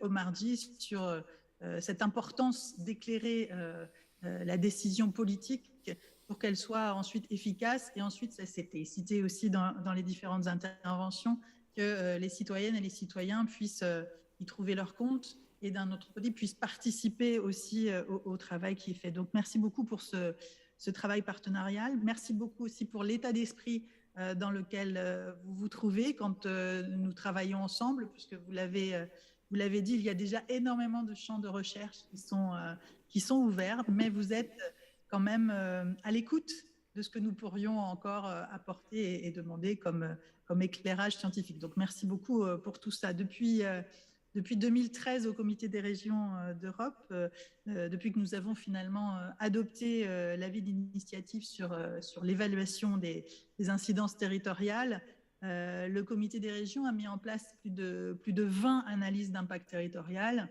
et ça souligne pour nous la nécessité d'éviter finalement l'aveuglement territorial des politiques décidées, puisque nous le savons, pour qu'elles soient efficaces et justes, ces politiques doivent être adaptées. Et pour qu'elles soient adaptées, il faut bien connaître les territoires sur lesquels elles s'appliquent.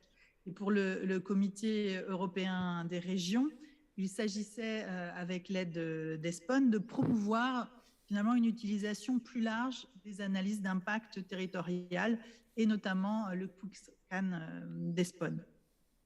Depuis lors, donc ESPON est notre partenaire qui finance également nos analyses et ce partenariat a été l'un des plus fructueux pour le Comité des régions ces dernières années car nous avons réussi à placer les analyses d'impact territorial sur le radar de la Commission européenne qui a commencé à réaliser ses propres analyses d'impact territorial depuis 2017. Les méthodes utilisées la méthodologie utilisée par le Comité des régions pour évaluer les impacts territoriaux a été l'outil développé par ESPON. Et conformément à notre stratégie, nous évaluons les impacts territoriaux si la législation évaluée présente un intérêt politique manifeste pour les collectivités locales et régionales, les pouvoirs locaux que nous représentons. Alors ça ne signifie pas nécessairement qu'ils touchent aux compétences des collectivités locales et régionales, mais qu'ils ont un impact territorial. Ce travail d'analyse d'impact territorial vient directement contribuer au processus de rédaction des avis du comité suite à une initiative législative de la Commission européenne. Alors parfois, nous réalisons aussi des analyses d'impact territorial en dehors de la rédaction des avis. Et il s'agit pour nous plutôt là d'être proactifs et de préparer un avis futur sur une question particulièrement importante. Dans tous les cas, un problème récurrent que nous rencontrons, c'est le manque de données au niveau infranational, ce qui fait de notre travail en matière d'analyse d'impact territorial un défi en quelque sorte. Et je pense que c'est dans ce domaine qu'ESPON a été le plus utile et qu'ESPON pourrait encore plus développer peut-être ses capacités au cours des prochaines années. ESPON possède en effet bien sûr une grande expérience en matière de création d'outils d'analyse et publie des études qui ont été largement utilisées par les décideurs politiques. Et le Comité européen des régions est précisément l'un de ces utilisateurs. La grande valeur ajoutée d'ESPON consiste à se concentrer sur les lacunes des statistiques officielles ou à présenter de nouvelles utilisations de données existantes. Et je sais que la plupart des experts du domaine sont très prudents à cet égard et à juste titre. Mais les décideurs politiques veulent des données faciles et compréhensibles qui puissent évidemment guider les politiques et éclairer aussi la communication politique envers les citoyennes et les citoyens des territoires. Ce qui signifie finalement deux choses, des cartes et des indicateurs composites. Et c'est là que ESPON intervient, que vous intervenez, bien entendu. L'objectif à long terme du Comité des régions, donc notre objectif à long terme, c'est bien de rendre ces analyses d'impact territorial monnaie courante dans l'analyse d'impact de la Commission européenne, étant donné que la mise en œuvre de près de 70% de l'ensemble de la législation de l'Union européenne a lieu au niveau local et régional. Et les travaux de ESPON sur la sensibilisation à la nécessité d'une dimension territoriale dans la législation de l'Union européenne, les nombreuses études menées et la méthodologie développée sont reconnues et très appréciées par le Comité des régions ainsi que par les autres institutions de l'Union européenne. Donc le Comité des régions poursuivra bien entendu sa coopération fructueuse avec ESPON pour promouvoir la dimension territoriale de la législation de l'Union européenne. Et nous poursuivrons certainement notre coopération en matière d'analyse d'impact territorial, puisque notre objectif, bien entendu, c'est de faire face aux crises, de tenir compte du nouveau contexte créé par ces crises et de pouvoir nous projeter sur le long terme dans des politiques européennes qui répondent aux attentes et aux besoins des citoyennes et des citoyens européens. Merci. Thank you very much.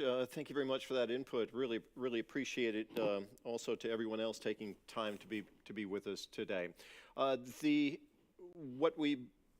Unfortunately, I live in Germany. I speak German very well. My French isn't up to snuff in order for me to fully appreciate the points that you offered us. But perhaps we can recap that a bit with the help of some of our other speakers today when we get to the discussion.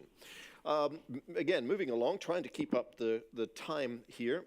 We have our next speaker joining us, Marc Lemaitre, also will be familiar to many of you, Director General of the Regional and Urban Policy Director, better known as DG Regio, at the EU Commission. The floor is yours.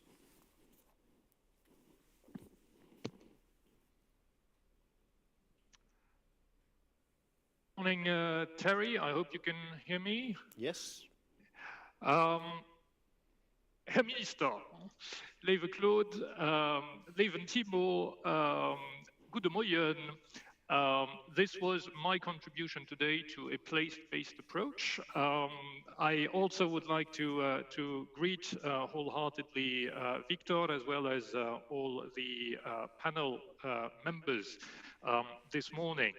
I was very much inspired by everything that was said until now, and I would like to piggyback on many of the topics already raised. What is clear is that we are in troubled times, and troubled times are not easy for policy making, policy shaping. But what seems essential to us when thinking about how to deploy in the best way possible cohesion policy is not to forget the fundamental drivers of change. And we need to keep these at the top of our minds when designing cohesion policy approaches. And here clearly the green and the digital transition are imperative goals by themselves. When it comes to the green transition, the war in Ukraine has, if anything, increased the urgency of the green and especially in the energy sector transition. And COVID has also emphasized that we need to gear up towards the digital transition. The cohesion report to which Commissioner Ferreira referred also points to one more fundamental driver of change, and that is demographic trends. And as several previous speakers already mentioned, now with an uncertain addition coming from the very high refugee flows coming from Ukraine, which potentially might change the immediate demographic picture of vast areas in Europe. So keeping these fundamentals in mind and acknowledging also all the surprising disruptive factors which can affect us, I would also want to pick up the notion of resilience.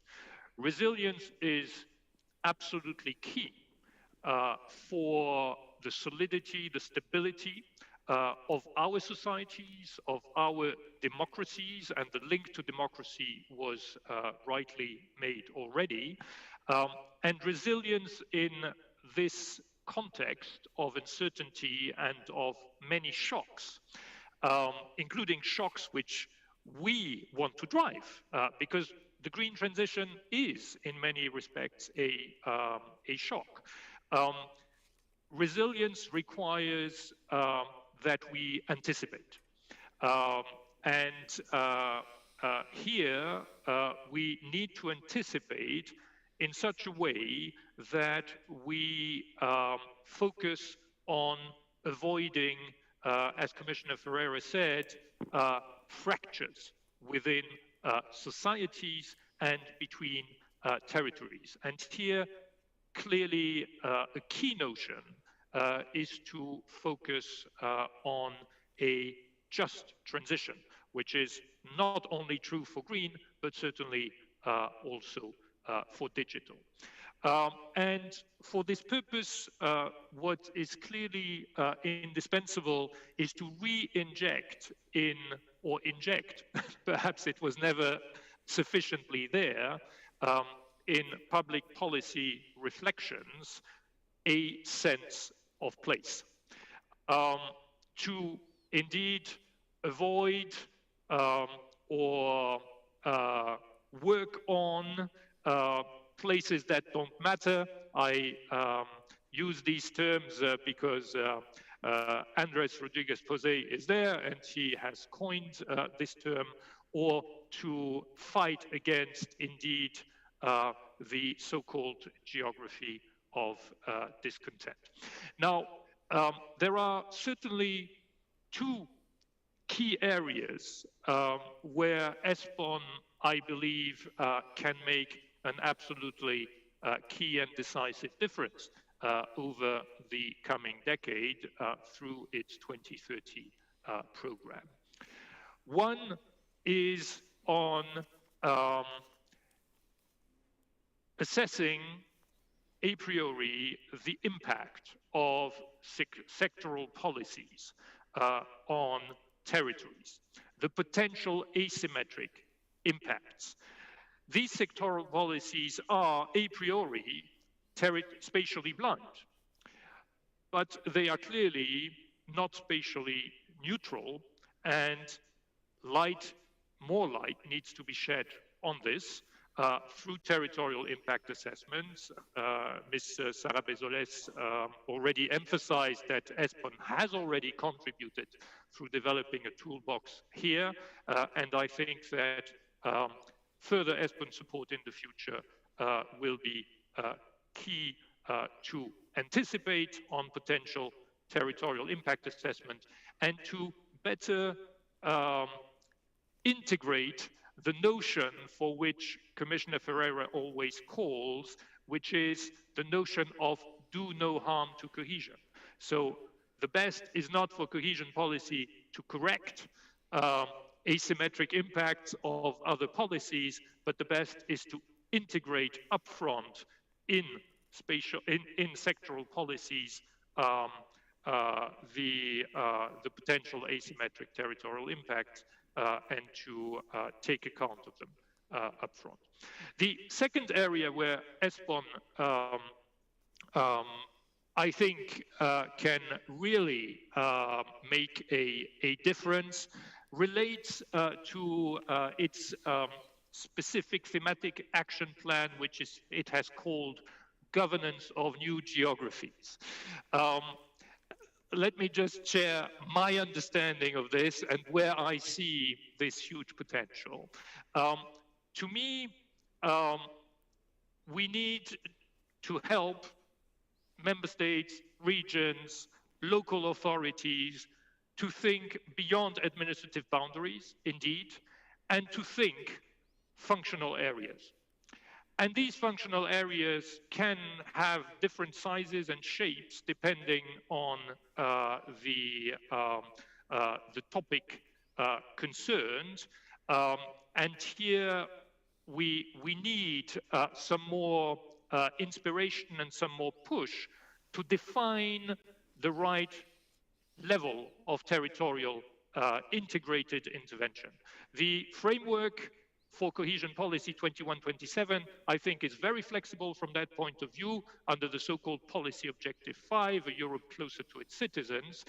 So member states can define very flexibly what intervention areas they focus on, and here ESPON evidence and inspiration can only help to have the right territorial development policies.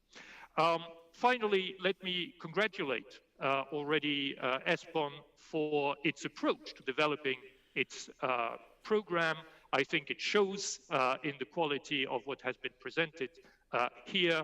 The participatory and consultation approach is very laudable, and I can only encourage to keep it up all along the period. And finally, I am also very pleased to see that ESPON will see its means reinforced as compared to the past period, so our expectations are therefore even higher.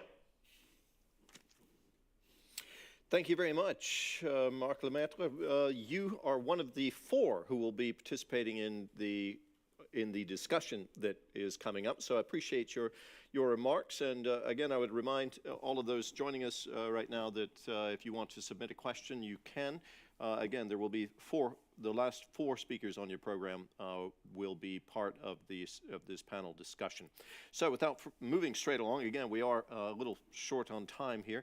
Romina Boarini, Director of the OECD's Center for Wellbeing, Inclusion, Sustainability, and Equal Opportunity. The floor is yours. Thank you so much, and thanks for the invitation. It's a pleasure to be with you. I prepared a couple of slides, and perhaps as the technical teams upload that on the system, I'll take the opportunity to sort of highlight how important place-based policies and territorial policies have now become in the entire work that we do at the OECD. If I have to sort of think about how it was 10 years ago, perhaps there was just one department that was looking at this. And today, actually, local economic development and, again, territorial policies have been mainstreamed. So that shows a trend that we're seeing in many, many countries, that really policymakers are understanding and appreciating increasingly every day more the importance of territories. But also that points out actually to one very important message from our work on inclusive growth that we have conducted over the last few years. And that message is that, the trickle-down economics just doesn't work. What we need is trickle-up economics. And I think territorial policies approaches just, embed that notion very, very strongly. So if I can see my slides, I'm not sure I can see them. What I wanted to share with you before I go to perhaps providing comments on the ESPON approach, thank you so much, is actually an illustration of why place-based policies and analysis and evidence to start with are so important. So if you can kindly move on with my slides, and perhaps you can jump immediately to the third slide that offers actually a piece of analysis, or some highlights from some piece of analysis that we have done in the WISE Center.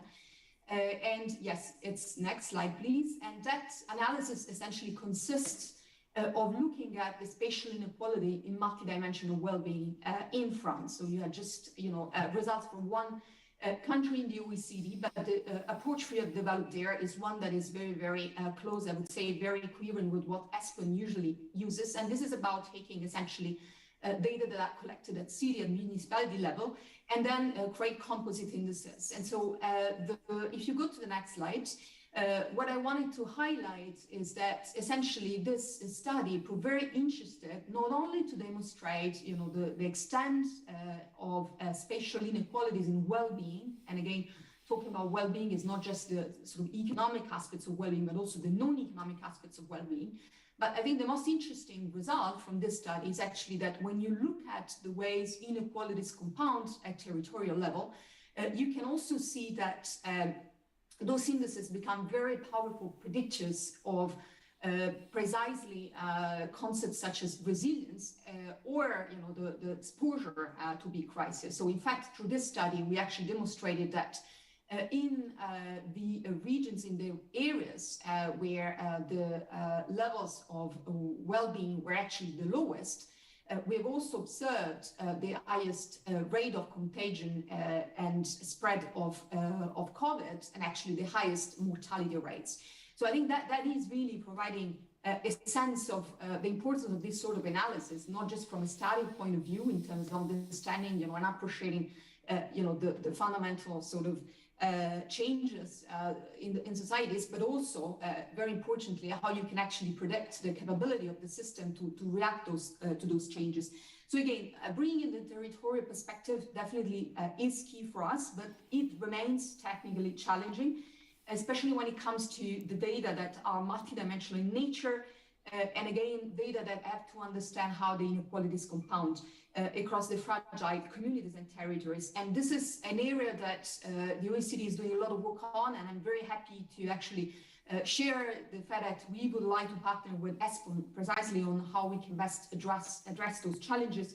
We will start discussion in terms of what type of surveys, comprehensive surveys could be developed and implemented, but also, for instance, how we can make the best use of other technical and statistical techniques that essentially match administrative data and interlink the available data. And of course, this is not just about statistical challenges. There is also the importance of doing some other type of analysis that can again give us a sense at systemic level of how the various social and environmental and economic challenges are sort of interconnected, are sort of intertwined. And that is important, not just from a research analytical point of view. This is actually important precisely for the type of discussion we just had with many speakers, including the one just before me, explaining how it is important to understand how different sectorial policies have an impact on the territory. And so, or for instance, other speakers talk about the importance of going up with sort of all of the government approaches, so integrated approaches. And so again, it means essentially you can't just look at challenges in isolation. It's not just about looking at economic or social environmental, but it's really about how those different elements are combined and have to be integrated by the policy decision. We think that the work that the OECD and ESPON are doing are actually fully complementary. We do a lot of, as I said, of analysis that overlaps in terms of the dimensions, in terms of the perhaps content and topics. And I can see this also in the next program of the 2030 ESPON. However, again, these are fully complementary. At least for two reasons. First, because in the OECD, of course, we don't only focus on European countries, but we go sort of beyond and we cover many other countries. And our work is much less in-depth than the one that ESPON does when it comes to Europe. So we think that in terms of sort of the geographical coverage, our sort of respective organizations can really join forces in a very, very complementary and synergistic way. But the other piece I wanted to also put forward in terms of differences and again sort of elements of great element of diversity and complementarity is that I was very impressed by the fact that the ESPON programs put so much emphasis on engaging with stakeholders. And of course, ESPON does it, for instance, by consulting on the topics and the methods of work. This is great. But I've also seen ESPON in action through concrete projects, for instance, when it comes to measuring quality of life of territories and actually asking the question to citizens. This is so important, engaging with local communities. And again, this is another topic that was covered by many of us.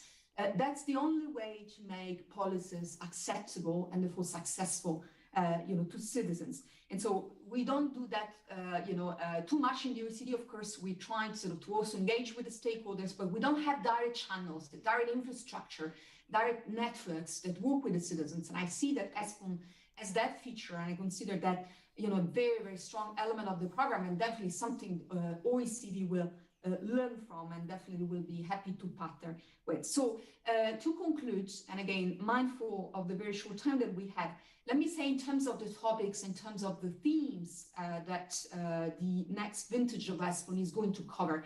First of all, I was very happy to hear from Victor this morning that, of course, some of the thematic packages, or perhaps in fact all of them, we have obviously to incorporate the consequences of the Ukrainian invasion. This is obviously one important element. This is the same for us at the OECD. I'm sure all of us are going to work on this, but it's obviously a needed, I would say, aspect of the work. I've also seen that a lot of attention is placed on the notion of inequalities, and the very first speaker in this session reminded about the importance of that. And I have to say that for us at the OECD, it's not just about socioeconomic inequalities. And so perhaps if I have to give a message in terms of what additional features of the programs should be contained, I think it is important to remind that in Europe, we have this fantastic program called the Union of Equality, and that goes well beyond the notions that equality is only meaningful from a socioeconomic point of view. This really speaks to the importance of fighting all type of discrimination. So I would definitely invite ESPON also to reflect upon those issues. And the final element also that I think would be interesting perhaps to strengthen a little bit more is the role of social economy, social entrepreneurship, and in general trying to understand sort of how businesses and all sort of economic organizations are actually investing in their communities. We do quite a lot of work in that, in that area at the OECD, and again, that would be typically aspects where we would like to work together with ESPON. Thank you so much. Romina Boarini, thank you very much. And my apologies for bringing you in one speaker sooner than I meant to. That was my error, and I claim that. So I have to also offer my apologies not just to you, but also to Andres Rodriguez Pozze, who was scheduled to come in, and I simply overlooked the name in the program, and that's, again, my apologies.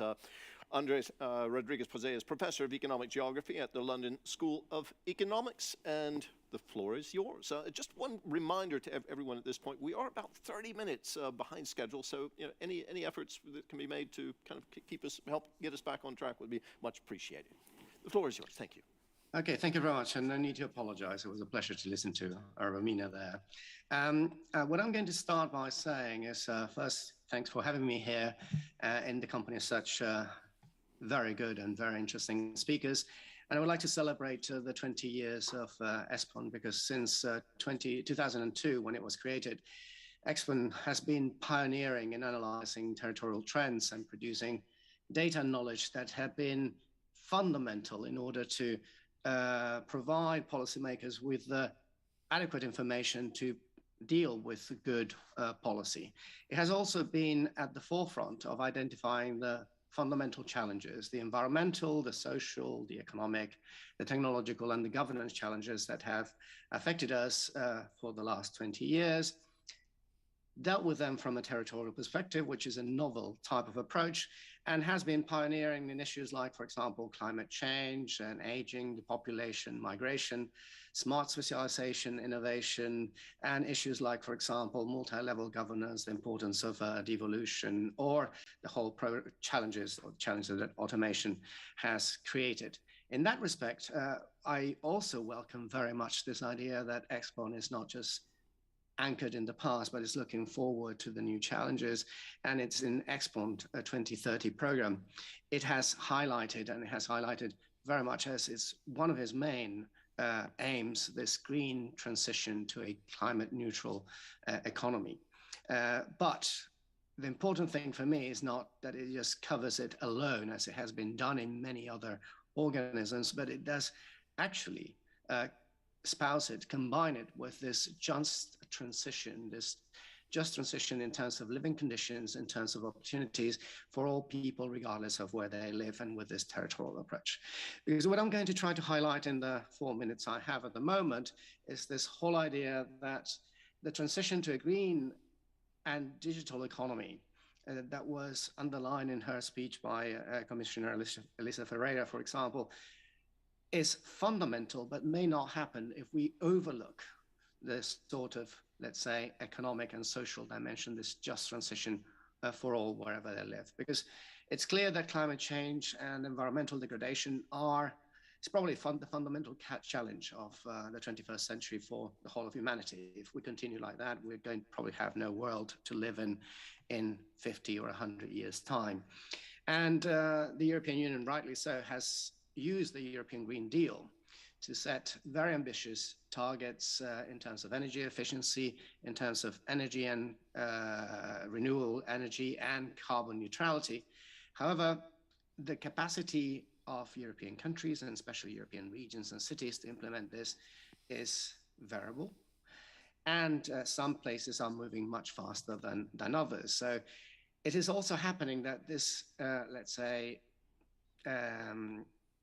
energy or European Green Deal is happening in a place or in an area where we have already high territorial polarization, in which a lot of vulnerable regions that have been left behind have been underperforming, not just in green objectives, but also many, let's say, middle-income regions and some rich regions have been stuck in a regional development trap. They have been growing in terms of productivity, in terms of employment, in terms of just pure economic growth, below what they were doing in the past and below what their peers in their countries and their peers in Europe are doing.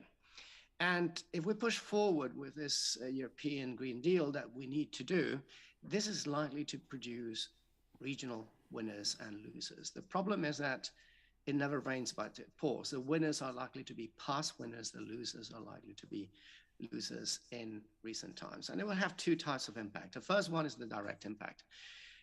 The direct impact of significant job loss in regions that produce the type of, let's say, brown energy that is no longer needed in tomorrow's economy. This is the case of, for example, the Lotski region in Poland or Lausitz in Germany. And these regions have been already focused and targeted by the Just Transition funds. But I do think that the most and the biggest challenge is the indirect impact. That this European transition, green transition, the Green Deal is going to generate a factor reallocation that is going to have significant territorial consequences that need to be addressed. And this is what ESPON is doing at the moment. And what are these indirect impacts? The first one is that brown energies that we are now dismissing are labor intensive. Green transition type of energies are far more capital intensive. And what is going to happen is that we're going to destroy employment in areas that probably need it most, and we're going to generate employment in already dynamic areas, mainly the capitals. That the European Green Deal is very likely to produce very highly skilled jobs in core areas, very often at the high level in terms of research and development, which are very important jobs, but at the expense of destroying jobs in areas that are lagging behind or are development trapped. And that the benefits and costs are going to be very unevenly distributed. There's going to be an acceleration of skill migration and brain drain from these areas that are losing out to capital and dynamic regions. There are going to be increasing negative externalities burdened on areas that have been suffering in the past. And that's going to create the idea that some people are paying and others are winning from this green transition, and is going to be also high costs, for example, of new taxation, diesel taxes, for example, in places that have been seen their services and opportunities decline, in places that, for example, 20 years ago, were told you need to buy diesel cars at the population there, and now we have a higher tax on diesel. These are all necessary measures, but need to be accompanied by some sort of adjustment, social, economic, and opportunities adjustment. That is what ESPON is doing, because otherwise we're going to end up having no green transition.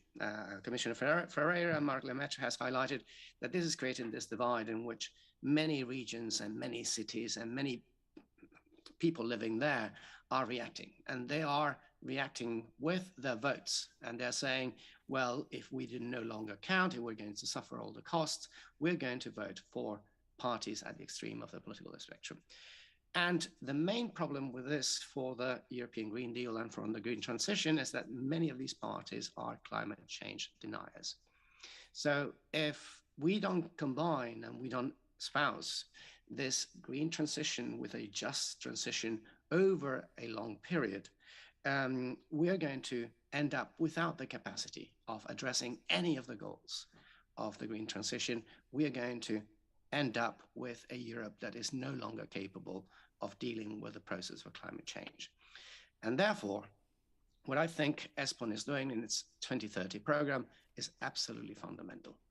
The idea of bringing those two dimensions together, the green transition with the just social, economic, and transition of opportunities, this idea of creating geographies and changing geographies, new geographies of opportunity, is fundamental because it would provide the necessary foundations for a better and more resilient and more, let's say, equal Europe for people wherever they live across the continent. Thank you very much.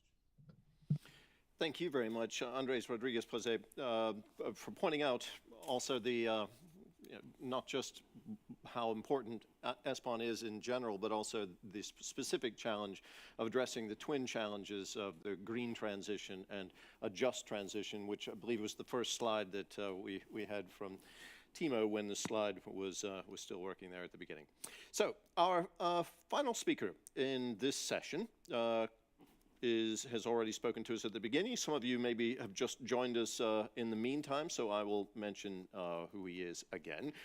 Claude Turmes is Minister for Energy and Spatial Planning for Luxembourg, and that ministry actually hosts the ESPON Managing Authority, which is where we are coming to you from right now. So, Minister, the floor is yours again. Thank you very much, and so thank you for the input. So I will try to be sharp and maybe respond to what Andres mentioned. I'm less skeptical than you are because I think that rural areas, which have basically been often associated psychologically and maybe economically with regions of despair or less well economic development, rural areas will be winners of the energy transition because the wind turbines will stand in rural areas, the big PV will stand in rural areas, and the carbon sequestration will bring new additional income to rural areas. The problem which you have, however, I think a good point is, you have villages where a new wind turbine is faced or is approached with hostility. So what I think is needed, and maybe that is something which we need to better understand, if both the energy transition, which potentially can bring new economic development to rural areas, but also the digitalization and what we have basically experienced during COVID, which was working from anywhere or from everywhere, if these two things together can, in a certain sense, stabilize the economic decline, which huge parts of rural areas have seen. And maybe that could be a good mapping.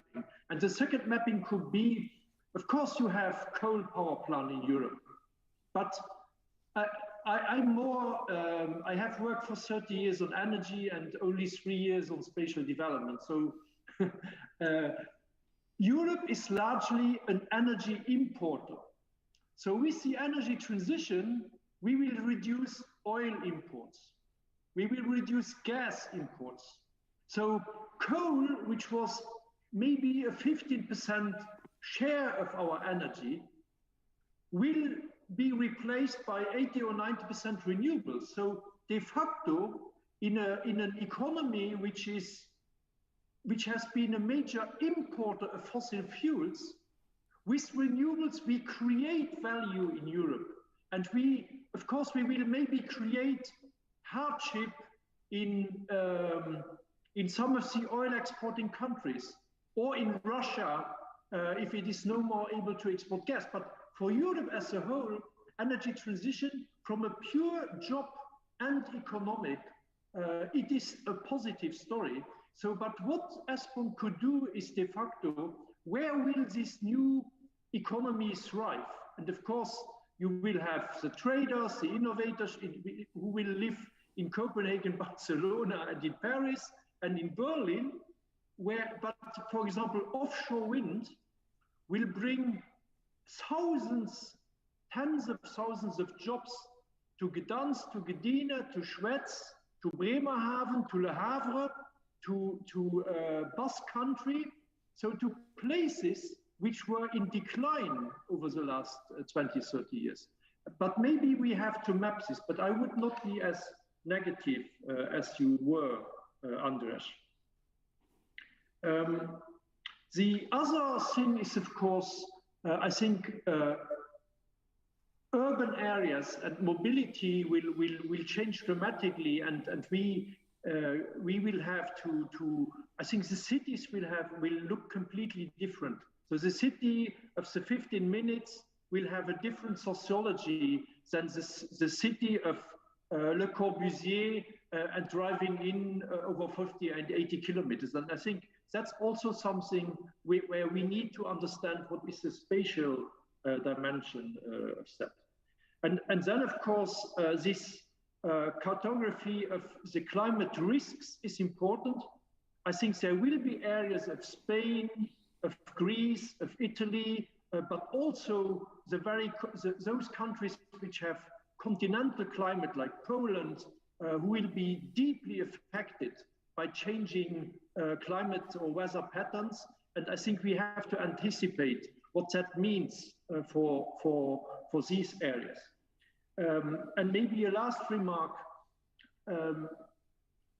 I think one of the fundamental problems of our times is the inventing new forms of democracy.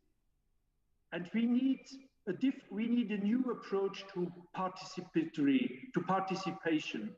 And we need to better integrate stakeholders, but then when it comes to implementing planning or spatial planning on the ground, I think we need much more citizens' participation. And maybe ESPON could also basically map a bit what kind of positive and negative experience do we have over Europe in successful or less successful public participation. Because social media, with its algorithms, is creating division. So we need fora where you can have informed discussions, where you create consensus. And I think these fora are probably more physical based than digital based. And planning decisions are, I think, very important to be combined with this kind of participatory or democracy and new tools of democracy. The last aspect, functional areas is extremely important. I give you the example of Luxembourg. We have an economy with 400,000 jobs, and 200,000 of these 400,000 are living outside our borders.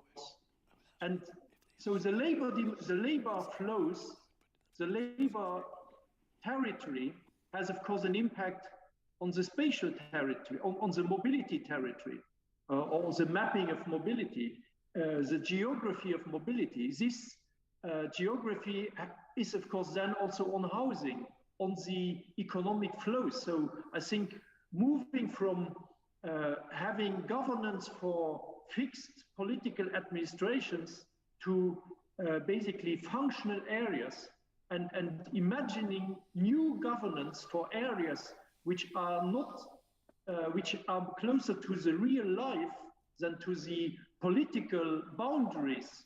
I think that is very important also. Thank you. Thank you very much. And I appreciate you also, Claude Thomas, picking up on the previous speaker's statements and already kind of getting the discussion going, as it were. Now we're facing, if we would have a large round of applause right now for all of the speakers we just heard from, this being a virtual event, I will simply motion here to all of you. Thank you very much for your input collectively. we are quite far over time. We were originally planning at 11:45 to go into a half-hour break. We will not be taking a half-hour break. We will, however, still take a 10-minute break, a short break. But before we do, I would like to give the speakers an opportunity, if they wish, to challenge an idea for another speaker, as we just heard first of all Claude Tom doing, or if there's Thomas, or if I have a question from the audience that seems to be burning as well. So any rebuttals, any counterpoints from the speakers? If so, raise your hand. I thought there might be. Yeah. So let's indeed allow a return comment there from Andres Rodriguez Pose to what I suspect Claude Thomas just said. Let's see if we can get your microphone. There you are. I think on the whole, we are in agreement. The green transition is absolutely necessary.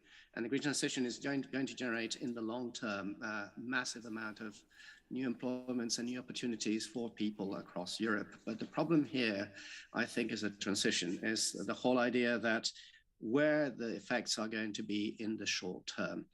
And there's where I would disagree with your view. First, this is not, I don't want to emphasize, this is not a rural versus urban type of division. It's a big city versus, or more dynamic city, capital city regions versus the rest. In fact, if we take a look at growth in the European Union over the last quarter of a century, 25 out of the 27 capitals of the European Union have been the fastest growing regions, or among the top 5 regions in their countries above the average. By contrast, in a country like France, all other regions have grown below the national average. This is not the norm everywhere. In Germany, for example, you have that medium-sized cities have done that particularly well. But it seems to be the situation we see in France more of the norm than the situation we see in Germany. And let us not forget that although in the long term, the green transition is going to create employment everywhere, in the short term is going to lead to more concentration of jobs in research and development. You mentioned also markets, which are not going to be located in the areas where you say you have a green turbine, but that's normally regarded as a negative externality. And let's not kid us. If the right-wing political parties, not the right-wing, it's just the anti-system political parties to the right of the spectrum are capitalizing on this idea that we are going to oppose the green transition, and they're getting their votes in this declining, long-term declining areas, is because they have identified a market. And we have already an example of what has happened. The Gilets jaunes revolt was fundamentally an anti-diesel tax in declining areas, places like La Nièvre, which is not just rural, it's medium-sized cities declining. That has put France before the pandemic against a wall. And we have another key example that I want to highlight, which is the backlash we have now against globalization. We would all agree, possibly many of us agree, that globalization on the whole, in the long term, has been beneficial for the economy, has been beneficial for individuals wherever they are. And in the case of the UK, globalization has been generally beneficial for the whole country. It has created more jobs over the last 30 years than it has destroyed. The problem is where those jobs have been created and where they have been destroyed. It has created, according to our calculations, 1.2 million jobs in London and the southeast of England, which is perfect. It has destroyed 1 million jobs in the north. The return or the result of that has been the revolt of these places that increasingly were considered and were told that they did not matter, that voted for Brexit. And as a result of that, and I live in the UK, most of us in the places that we're already losing behind, in the so-called Red Wall, in places like London, in the whole of the UK as a result, are losing out. So let's not repeat the same mistake twice. I think ESPON is doing the right thing. We need a green transition and we need it fast, but we need to make sure that we adopt the measures to make sure that the green transition is also just from an economic, social, and let's say governance point of view. Andres, thank you very much. Thanks very much for that input. I see that Nathalie Sarabazol has her hand raised, and I would like to bring her in at this point. Again, I appreciate any sort of brevity that can help get us back on track here. The floor is yours. Merci. Oui, je vais être très brève. Je voulais juste appuyer finalement ce qui vient d'être dit pour redire que quels que soient les défis que nous avons à relever, nous aurons à les relever avec la population, avec les gens. Et donc, c'est la nécessité pour eux de voir la justice dans les décisions qui nous permettra de les emmener avec nous. La question du mouvement des Gilets jaunes a été évoquée. C'est tout à fait l'exemple de ce qui pourrait paraître comme une décision juste et éclairée, mais qui touche plus fortement une partie de la population qu'une autre et qui entraîne ensuite une difficulté de cohésion. Donc, bien connaître les territoires, bien connaître les besoins des personnes qui vivent dans ces territoires et aussi leurs capacités, leurs ressources, c'est la condition pour réussir à relever les défis qui sont devant nous. Et donc, une très bonne analyse et une très bonne connaissance de ces territoires et de ces personnes, ça nous permettra d'aller de l'avant et de garder à la fois la cohésion et finalement les bases saines d'une bonne démocratie européenne pour relever ces défis. Merci beaucoup pour votre invitation et merci à tous. Thank you very much. Thank you very much for that. Unless there is another burning need to make a comment at this point, I'm going to suggest that we adjourn for 10 minutes and have a break. We've heard a lot of input. We've gotten a lot of ideas. We also have a few questions coming through on Slido, which are very valuable, but they tend to be directed more towards ESPON itself. And I'm going to bring those questions in towards the second part of it when we might be able to integrate some of the people from ESPON itself. I'm sorry, there's a... go ahead, Timo, I believe you have some... Oh, there's someone else has a hand raised? Sorry, I didn't see. Okay. Okay. And I think the lighting is such that I can hardly see at this point. Then, Romina, please, please comment. I didn't see your hand. Sorry about that. Yeah, well, I just wanted to second what actually the last two speakers said in terms of the need to sort of accompany the people. And in that sense, I think it's very important that ESPON really coordinates well with what other European programs are doing. And it's so important to ensure that, again, there is a very, very neat intersection between territorial policies and the other type of green and just transition policies that Europe is walking around. So it seems to me that that lies at the core of the approach that ESPON should take. And I've seen many elements in the packages and the presentations of the programs that really speak to that necessity of a strong coordination, again, to ensure that that we're not looking at territorial policies as an interesting isolated fact, but this is part and really sort of a front and center of the entire sort of Green Deal approach that Europe is taking. Thank you very much. Thanks again to all of our speakers, and sorry about the time constraints, but we really should take a short break so we can come back refreshed for the second part of our program, because we do have a number of very good speakers again coming up. We're also going to be hearing more from Timo and Victor, elaborating on some of the ideas we've had. But the second part of our conference today is going to be looking very much ahead to the implementation part when we look at ESPON 2030, what's coming up, how it can be done, how do we get all the stakeholders who have a reason to participate in this, get their voices heard so that evidence can be produced that is indeed most valuable for policy making. So thank you very much to everyone we've heard from so far. It is now, according to my time here, is Central European time, 11:17. We're going to break 11:18. We're going to break until, I'd say, 11:30. So 11:30 in 12 minutes, I'll see you back here at the conference. Thank you.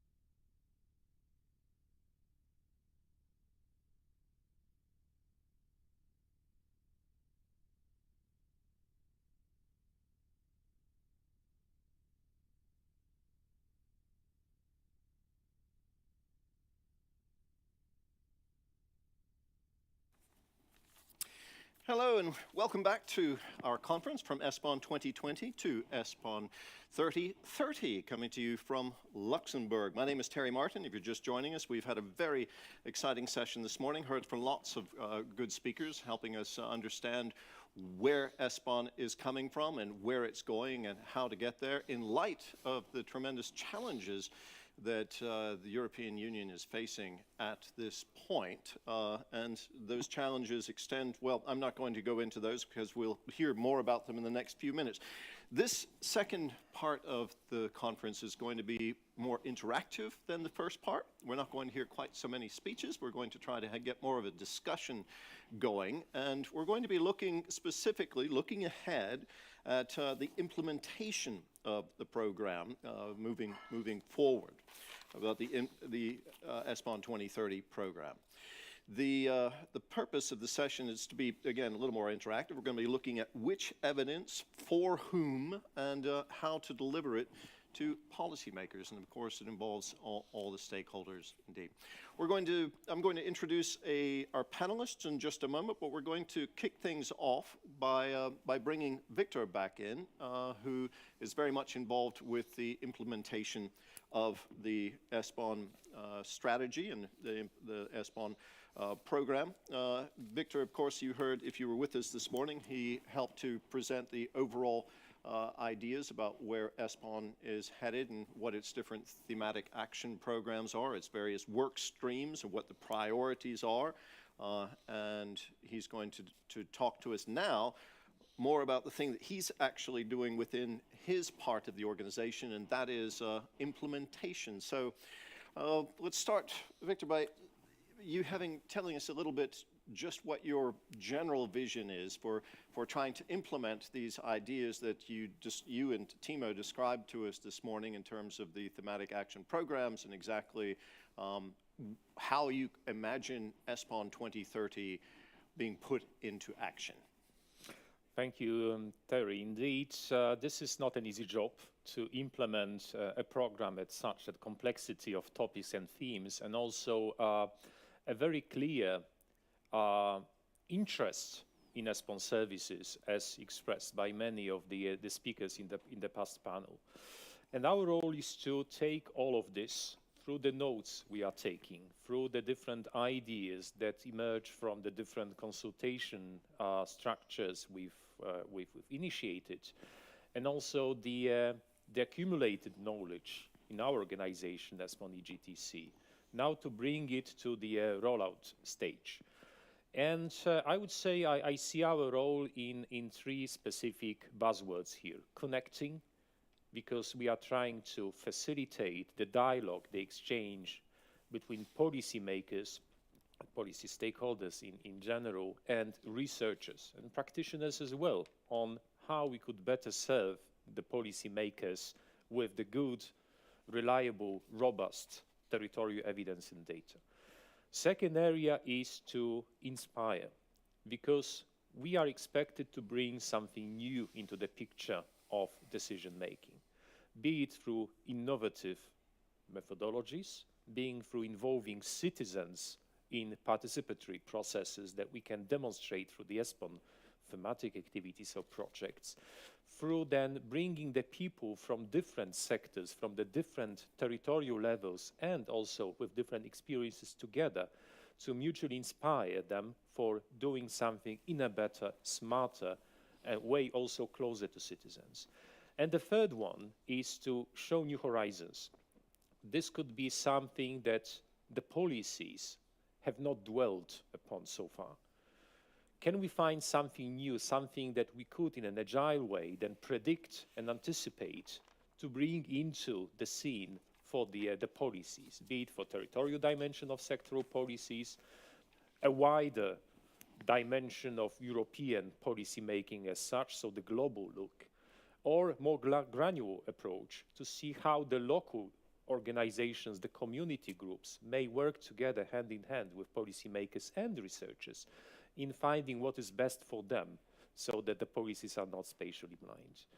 So this is what we are going to offer with the wide array of thematic activities as presented in the first set of slides. The different evidence production activities, and also different knowledge development services. But what we want to do is to be smarter, quicker, closer to policymakers, and also then to be able to focus more on what the real needs are, well-timed ESPON support for policies. This is the mantra of today. Now, ESPON has been around for 20 years. It's been working through different programs along that time, and the European Union has changed, has evolved. ESPON has had an opportunity to evolve. I know that you've not been with ESPON for 20 years, but you're very familiar, obviously, with its operations. You've now been working within ESPON for moving on towards 2 years as director of the part responsible for implementation. When you look at where ESPON is now compared to where ESPON was, say, 10 years ago, what's different? What's different as a result of the consultation and as a result of the production of this new 2030 program for ESPON? How do you said you want it to be smarter and quicker and closer to the policymakers?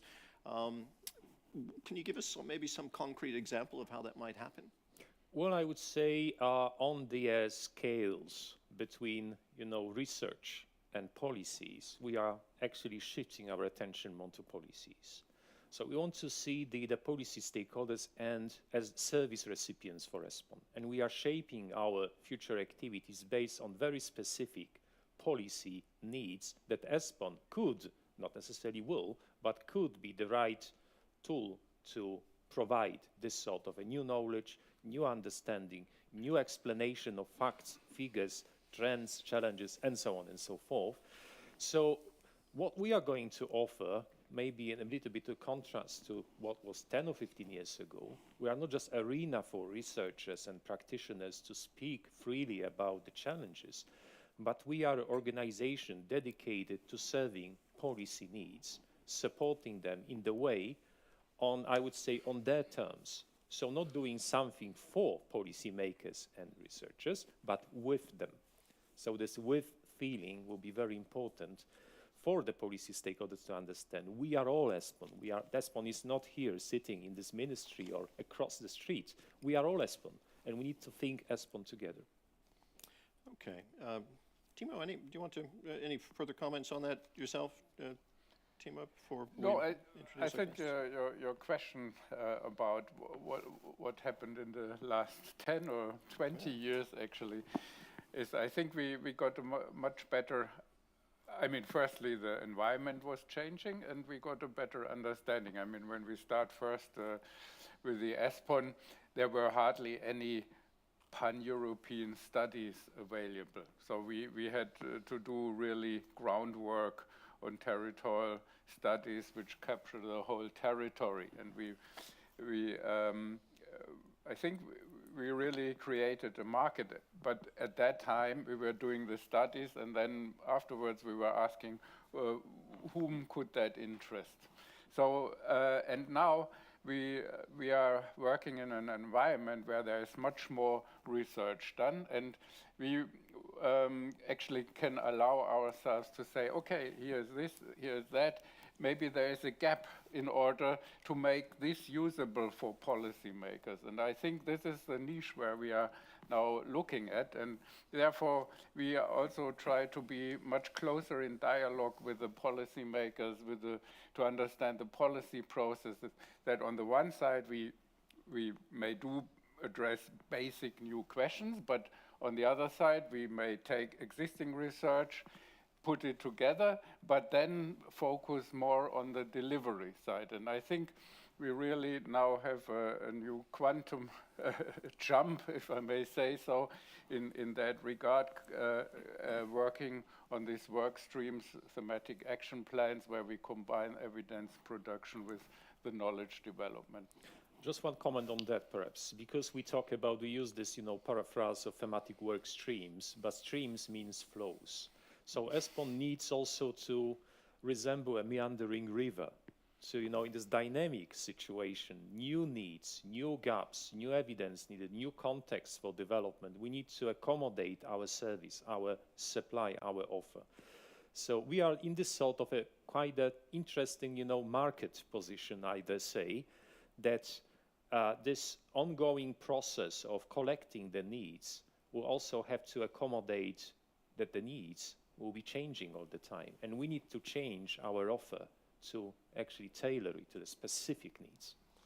One of the things that interests me working in both journalism and in research communications is the slightly iconoclastic approach of ESPON, where it looks beyond administrative boundaries, and this whole notion of functional space, the way you look at things is not necessarily the orthodox way of breaking things down and looking them. And I think there's growing reception and appreciation for that as we move forward. Okay, I'm going to introduce our panel now. This panel is, again, supposed to be an interactive session. So if you're just joining us, please do make use of the Slido function within your internet interface there that allows you to ask questions or to make comments, and we'll try to pick up on those in our discussion series. I will also pick up on a couple of points that were made during the morning part that we weren't able to get into our discussion this morning because of time reasons. So keep in mind who's on the panel when you offer your questions, and maybe address them to a specific person. I will introduce our panelists now. The panelists, by the way, are going to give a quick opening statement, 6 minutes max. I would appreciate if you could stay on time. It's very difficult in this interactive online session to intervene, so I will respect your honor in trying to stick to time. I'll quickly mention all of their names and functions, and then I'll introduce you each individually. We have 5 people on the panel, rather, starting with Duarte Rodrigues, Vice President of the Portuguese Cohesion and Development Agency. Nicholas Brooks, from the Conference of Peripheral Maritime Regions, the CPMR. Peter Austin from the Urban Development Department of Oslo City. Luc Berlins, good to see you again, Luc, wherever you are. Leader of Transitional Outreach of the ESPON Contact Point Network, so there's an ESPON insider. And Marie-Laurent Dangeard, I hope I've pronounced your name right, Chair of the ESPON Monitoring Committee. Again, someone very much associated with ESPON. So, without further ado, 6-minute quick inputs from the 5 of you, starting with Duarte Rodrigues. Good morning to everyone, and it's very good to be here in this debate with so familiar faces. And let me start by thanking the invitation to take part in this event, not with a challenge from my old colleague Tiemo to give an own contributions from a policy perspective, from a policymaker perspective. I would like to underline the relevant work from ESPON over the past 20 years on raising public and political awareness on the territorial dimension of public policies. We all know, but I think we need to remind over all days that specificities of territory are cause and even consequence of different assets, different development trends, gaps, and traps also, and requires different multi-level governance mechanisms. The research work from ESPON has been and will continue to be an important input for a better understanding of these specificities and for peer learning across territorial areas. More focus on the challenge ahead and this perspective on the thematic action plans, I would like also to underline the very promising approach on the building of these pillars of these thematic action plans. So the mix of robust creation of evidence, as you say in your presentation, fill the gaps either on research and policy awareness. As I said, the mix of this creation of evidence to knowledge transfer to policymakers. I think this flow that Victor already talked about a few minutes ago, it's quite relevant. And also on this policy-driven research, if I can use this word, I would like also to underline the relevance of the scenario approach. Andreas talked about this topic on managing the transition. And I think the scenario approach is quite relevant for policymakers to anticipate the future, to anticipate transition, the transformation, and to be well equipped to manage them in a more fair way, or if you want, the more common word over the current day, so the just transition process. Thinking on and thinking from a policymaker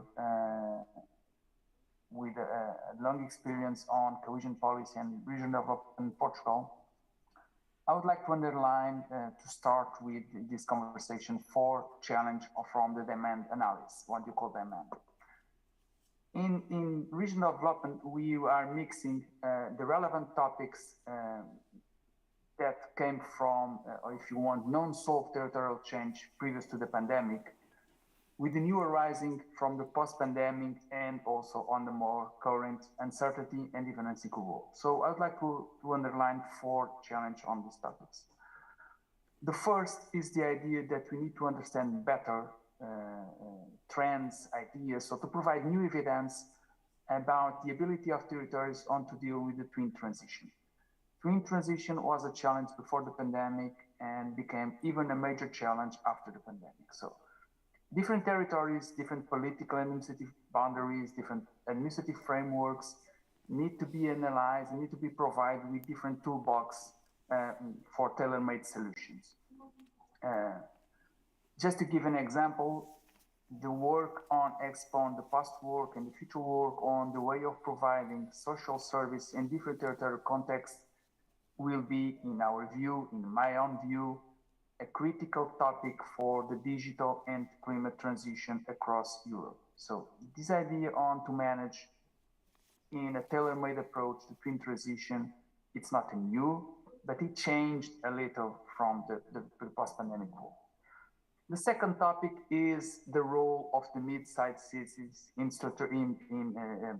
being a pillar for the urban networks in different member states. The urban fabric in the EU is not homogeneous, and then I think it's a very good way of ESPON contributions to that. The role played by these urban poles to structure the hinterland and to attract population and investments is essential to guarantee that no place is left behind. I think we have among us Andres that is a long research on that topic. I would like to underline this topic because the relevance of the urban-rural linkage is bigger than ever. The dichotomy approach on urban versus rural, I think there is a consensus that is nowadays outdated. So let's think on the urban-rural linkage to solve some territorial problems. The third topic on the cross-border cooperation.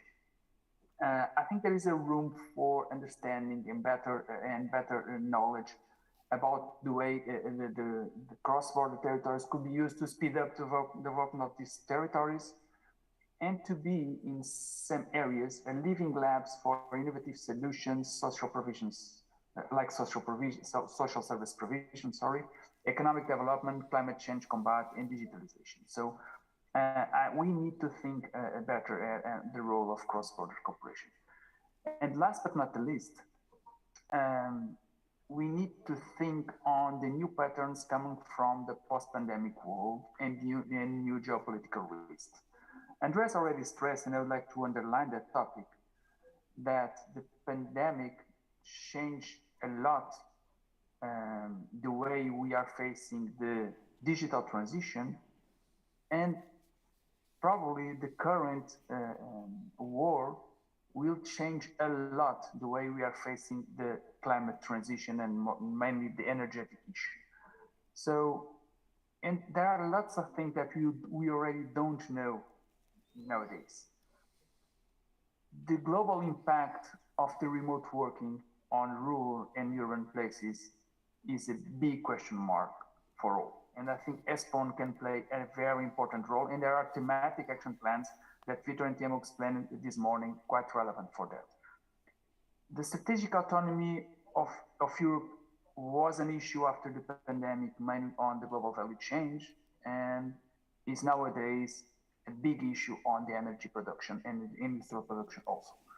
So just to keep in the time that the moderator gave me, I will stop here on the underlining these 4 areas, and then I will leave the challenge or the knowledge transfer for the second part of this debate.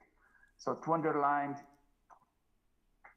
the idea of managing twin transition, the urban-rural linkage, the second topic, the cross-border places, the third topic, and this better knowledge about the territorial impact of new trends like remote working, global value change, and so on and so forth.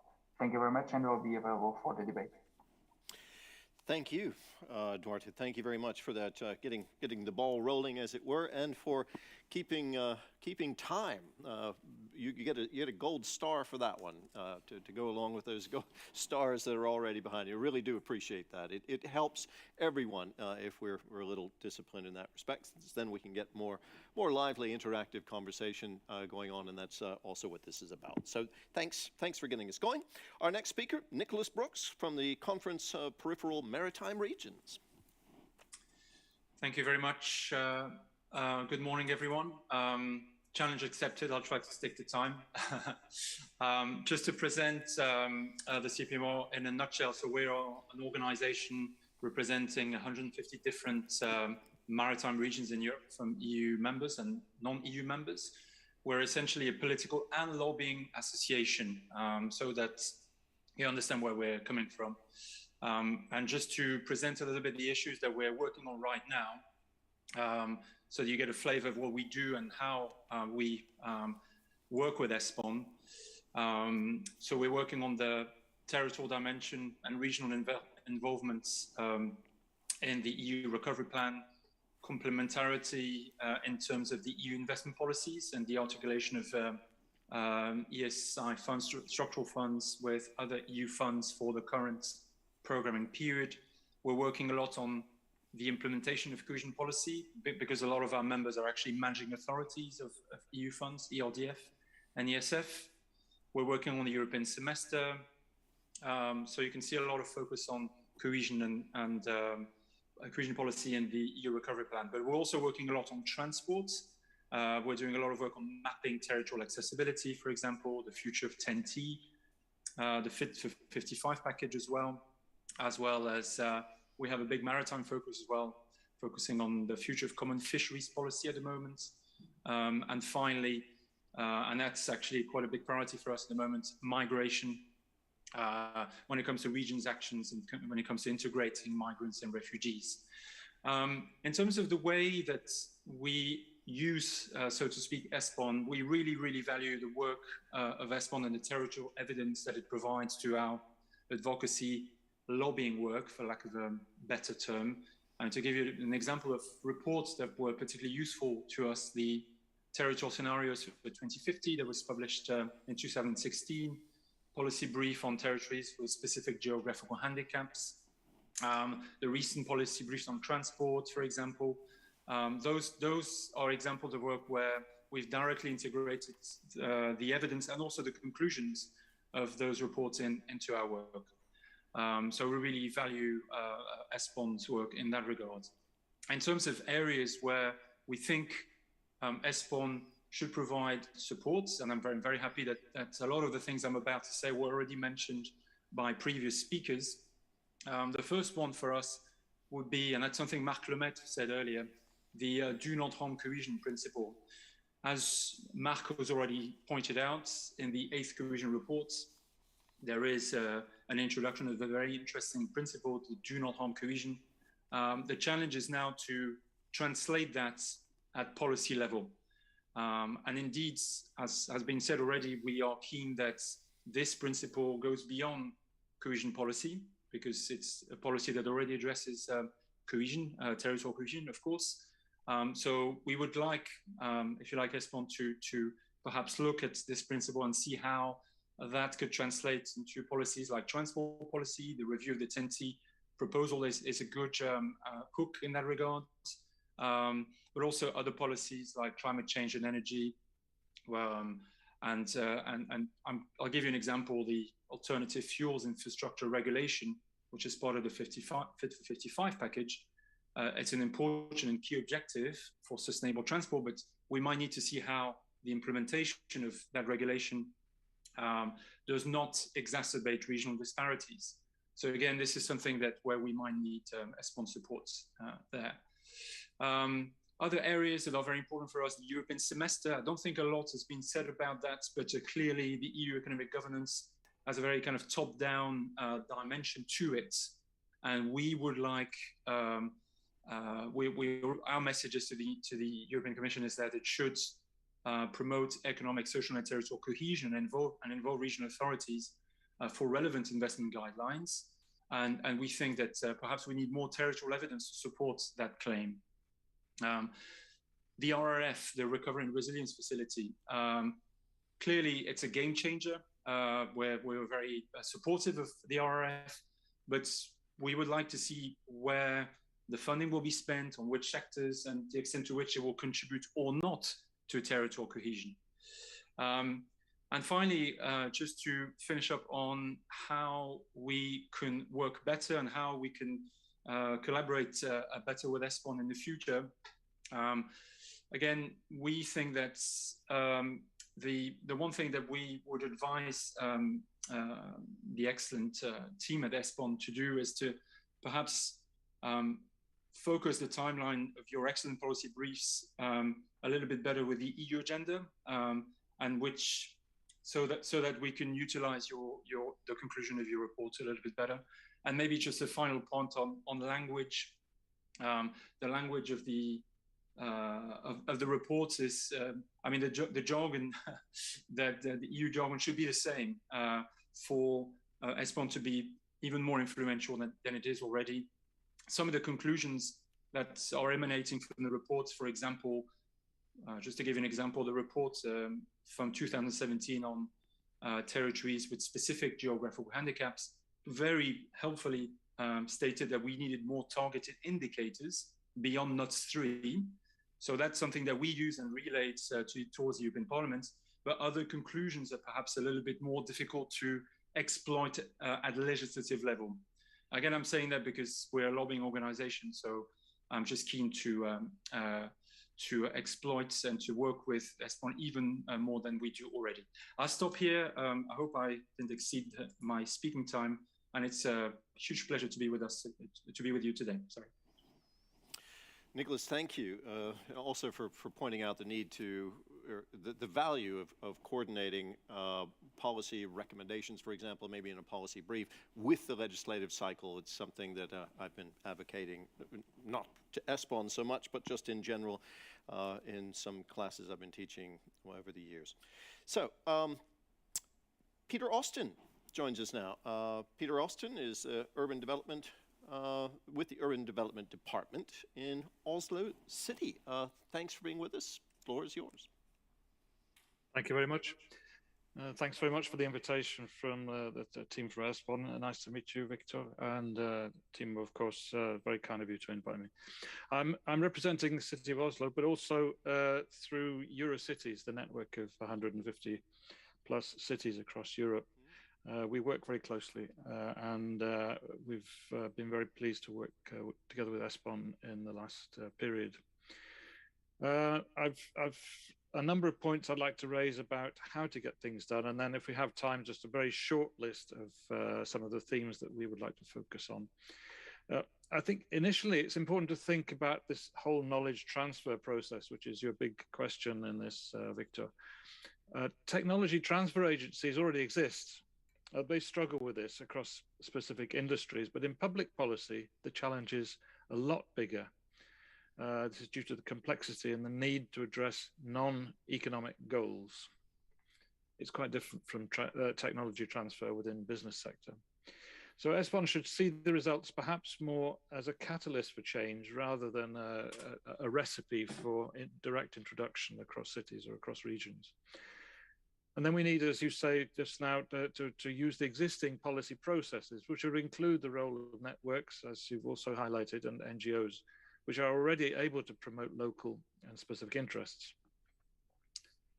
Looking at the way to get this technology transfer to work better, reality is complex, especially in cities and regions. There's no one size fits all, so policies have to be adaptable and beneficial to places where they are.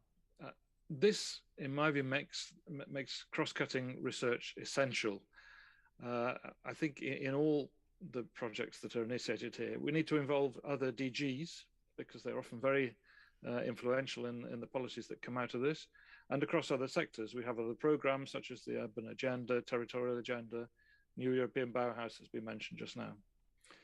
Focus on the stakeholders is crucial. They are the key players to develop and interpret and adapt ESPON results to inspire local and regional policies. I'm humbled by all the references so far today. There's no need to add anything, but the focus on crises obviously is crucial. Cities usually carry the biggest loads in managing crises. Most of the Ukrainian refugees will find their homes and schools in cities. Also, COVID was experienced most dramatically in our cities. We don't need to remind ourselves of this. Another aspect of thinking of the stakeholders is advice and training should be given, I think, for communicating international research in the local context. The previous speaker referred to this. The language of international research is challenging, and we need to have specific skills in adapting this to the local needs. Spatial relevance is important, and I think the question of level of data is a question that I've raised a number of times before, and I think for cities this is very important. Social economic discrepancies are often much bigger within cities than they are between regions. So we need data for small areas. Now, this is complex because Eurostat doesn't collect this data automatically, although a lot of cities and countries already do. So I think ESPON should have a responsibility to make use of that locally collected data in a kind of data mining and local resourcing. Land use dynamics for the Green Deal. So far as we've seen, the Fit for 55 program introduces this land ceiling concept for the value of green space for carbon capture. This is obviously fundamental. But within the developed areas that are already built, it's just as important now to think about how the built environment is used and organized in the future. As a number of the speakers have already mentioned, traffic reduction in the long term is essential. Otherwise, we're going to carry on being dependent on oil and resources that are spread around the globe.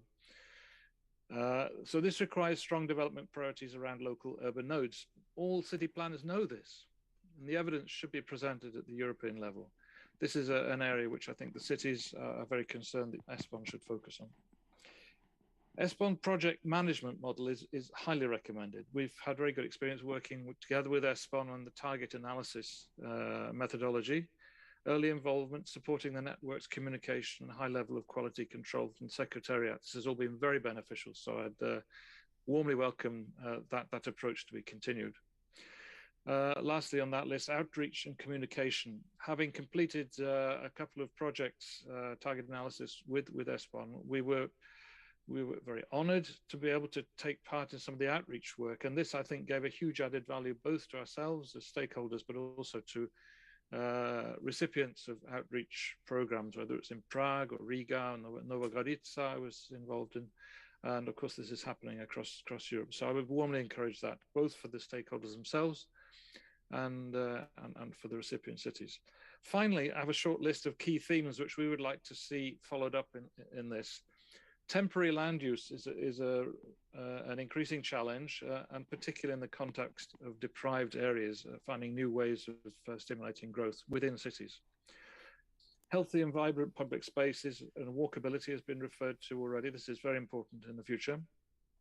Digitalization and the spatial consequences of working patterns, also within cities. We're seeing this already as a result of COVID, where more and more people are working at home who can, but of course there are large areas of residential areas of cities where people are not able to work from home. Foundational economy is essential, and the idea of metropolitan self-sufficiency could be an interesting question. Last but by no means least is the question of housing. We're all aware that housing is not primarily a policy responsibility of the European Union, but housing it's a huge spatial question, it's a huge social question. It really is right down the dividing line between the environmental and the socioeconomic issues that we're facing. Affordable housing is a challenge across nearly all European cities, especially those that are experiencing continued growth. So that is an area which I think it would be very valuable for ESPON to work on.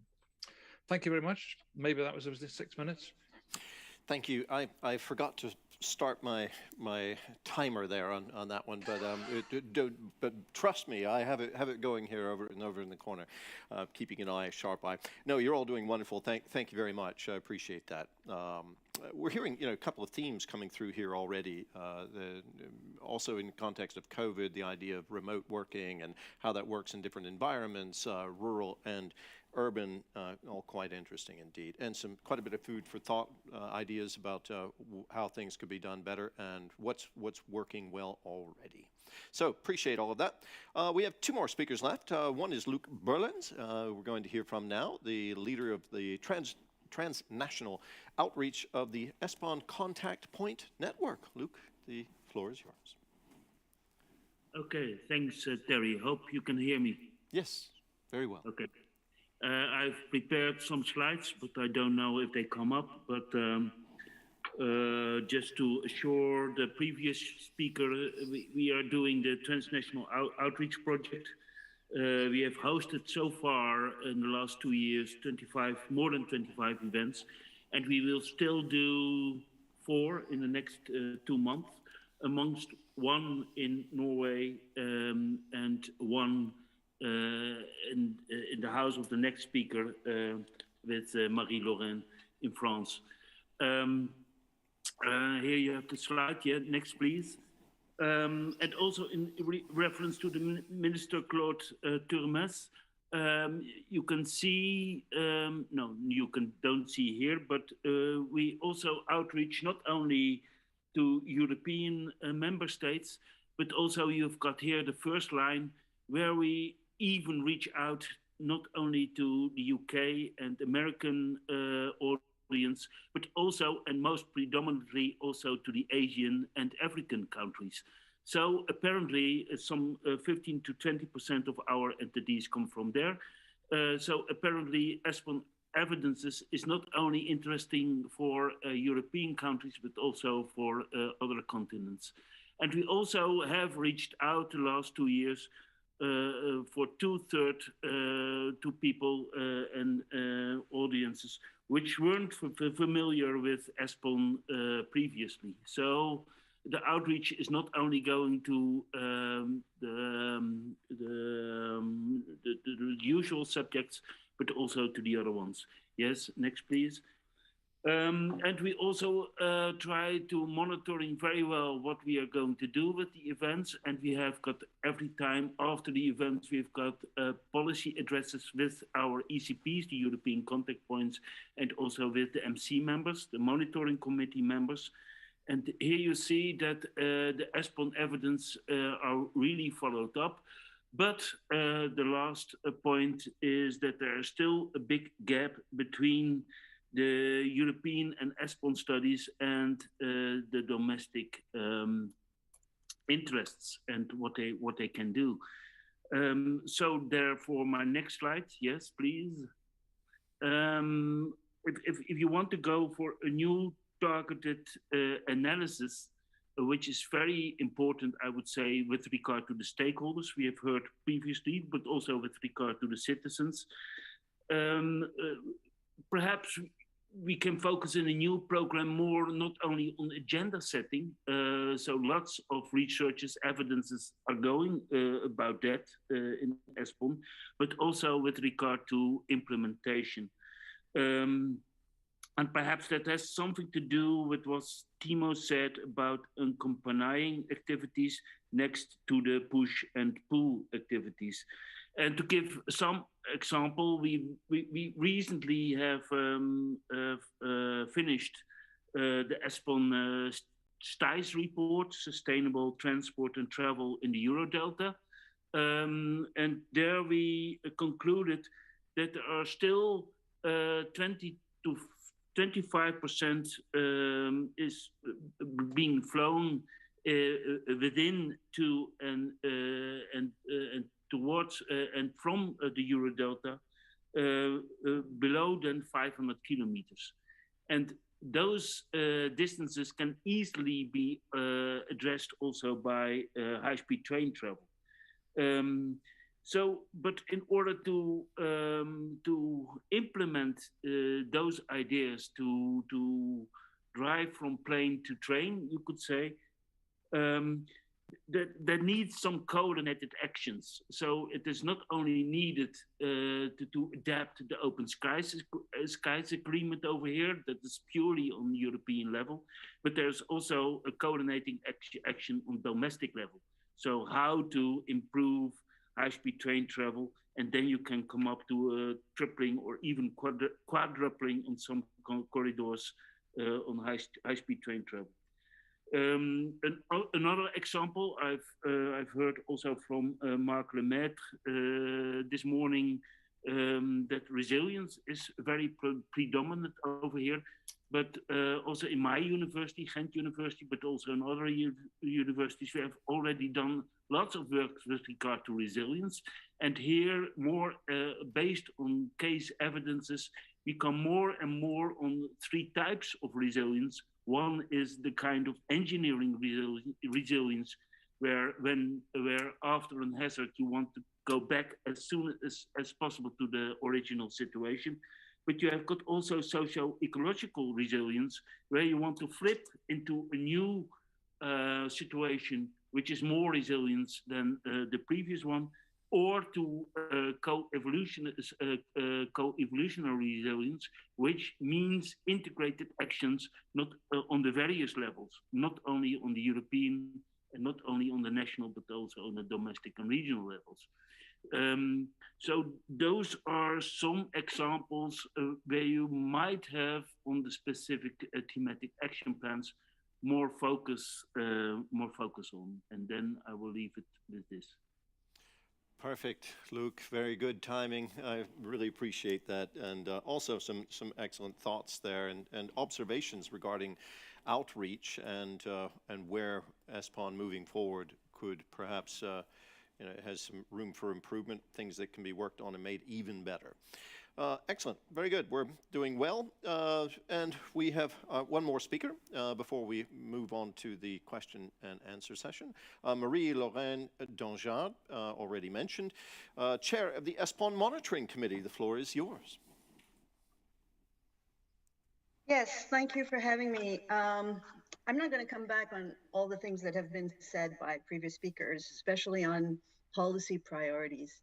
I was just thinking to myself that all the themes that have been mentioned reminded me of all the discussions in the monitoring committee where everybody was carrying a priority theme and we couldn't put them together because, ESPON is a comparatively small program, even though now it's going to have a slighter, bigger budget.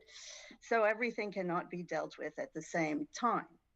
I'm just going to briefly come back to the first question, I think, Terry, I think your name is, asked at the beginning of the session, which is that how did this thing evolve?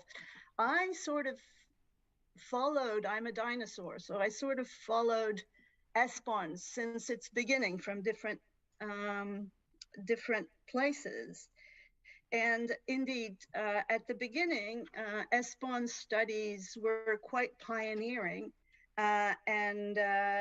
but they didn't have so much competition. So it was quite easy to be a pioneer at that time. And, place-based now is sort of mainstream, and you have nearly all OECD, the Commission, they do. Sometimes it's difficult to compete with the ESPON's forces are difficult. It's a bit David against Goliath. You can't really compete. So what I find interesting in what happened to ESPON is that maybe it's due to shared management, maybe it's due to the innovativeness of the program itself, is that they've always put into question, well, at least since I've been there, the committees have always put into question the results and how they could improve their results to touch more, to reach out a larger number of people. It's a progressive thing, but it's true that especially in France, where actually ESPON does not have that much audience, if you think of it, at first, basically ESPON was a bunch of studies that were on your shelf or not, but a bunch of studies, and you had to read the 600 pages. I think the whole process during the past program was really to see how you could change that, how you could touch a larger audience with targeted analysis, workshops, MOOCs, accompanying the presidencies, accompanying pilot actions. And some were successful, some less, but still they tried, they were always on their feet. And I think that process allowed them to be more innovative in the way they delivered. And the one thing that I think we're still banging our heads against is to really reach out at the infranational level. This is a place where governance is very necessary. This is a place where a lot of the ESPON work could be useful, especially I realize that case examples, case studies are very useful. And one example that I'm quoting, I think it's Estonia. What they did was to work on the ESPON productions and say how, taking examples from the ESPON work, how is this relevant to us? Because sometimes if you have a targeted analysis in Norway, you don't see how it's relevant necessarily to you. You don't get the reader to read. And they've done that with quite a lot of success. And I think all these experiences of delivering are really worth working on, because the material is interesting, but sometimes it's difficult to get the reader to read it. And all the consultation process that ESPON is doing now has led us to the 2030 program with these overarching TAP subjects, which in my view cover quite a holistic, in a holistic way, a lot of the priorities that have been touched upon this morning. If I could have a wish, is one thing that can be tricky later on is what Victor said about moving on from research to more policy delivery and policy explanations. There's a sort of fragile tipping point between keeping the research angle, being credible as a research institution or program, and trying to package, I'd say, the policy making without moving off to losing the base of research and turning into a communication agency, which it should not be. So that will be something we'll have to be very careful about, I think. And also, as I think, I don't remember, I think it's Peter, one side or Nick, I don't know, one side does not fit all.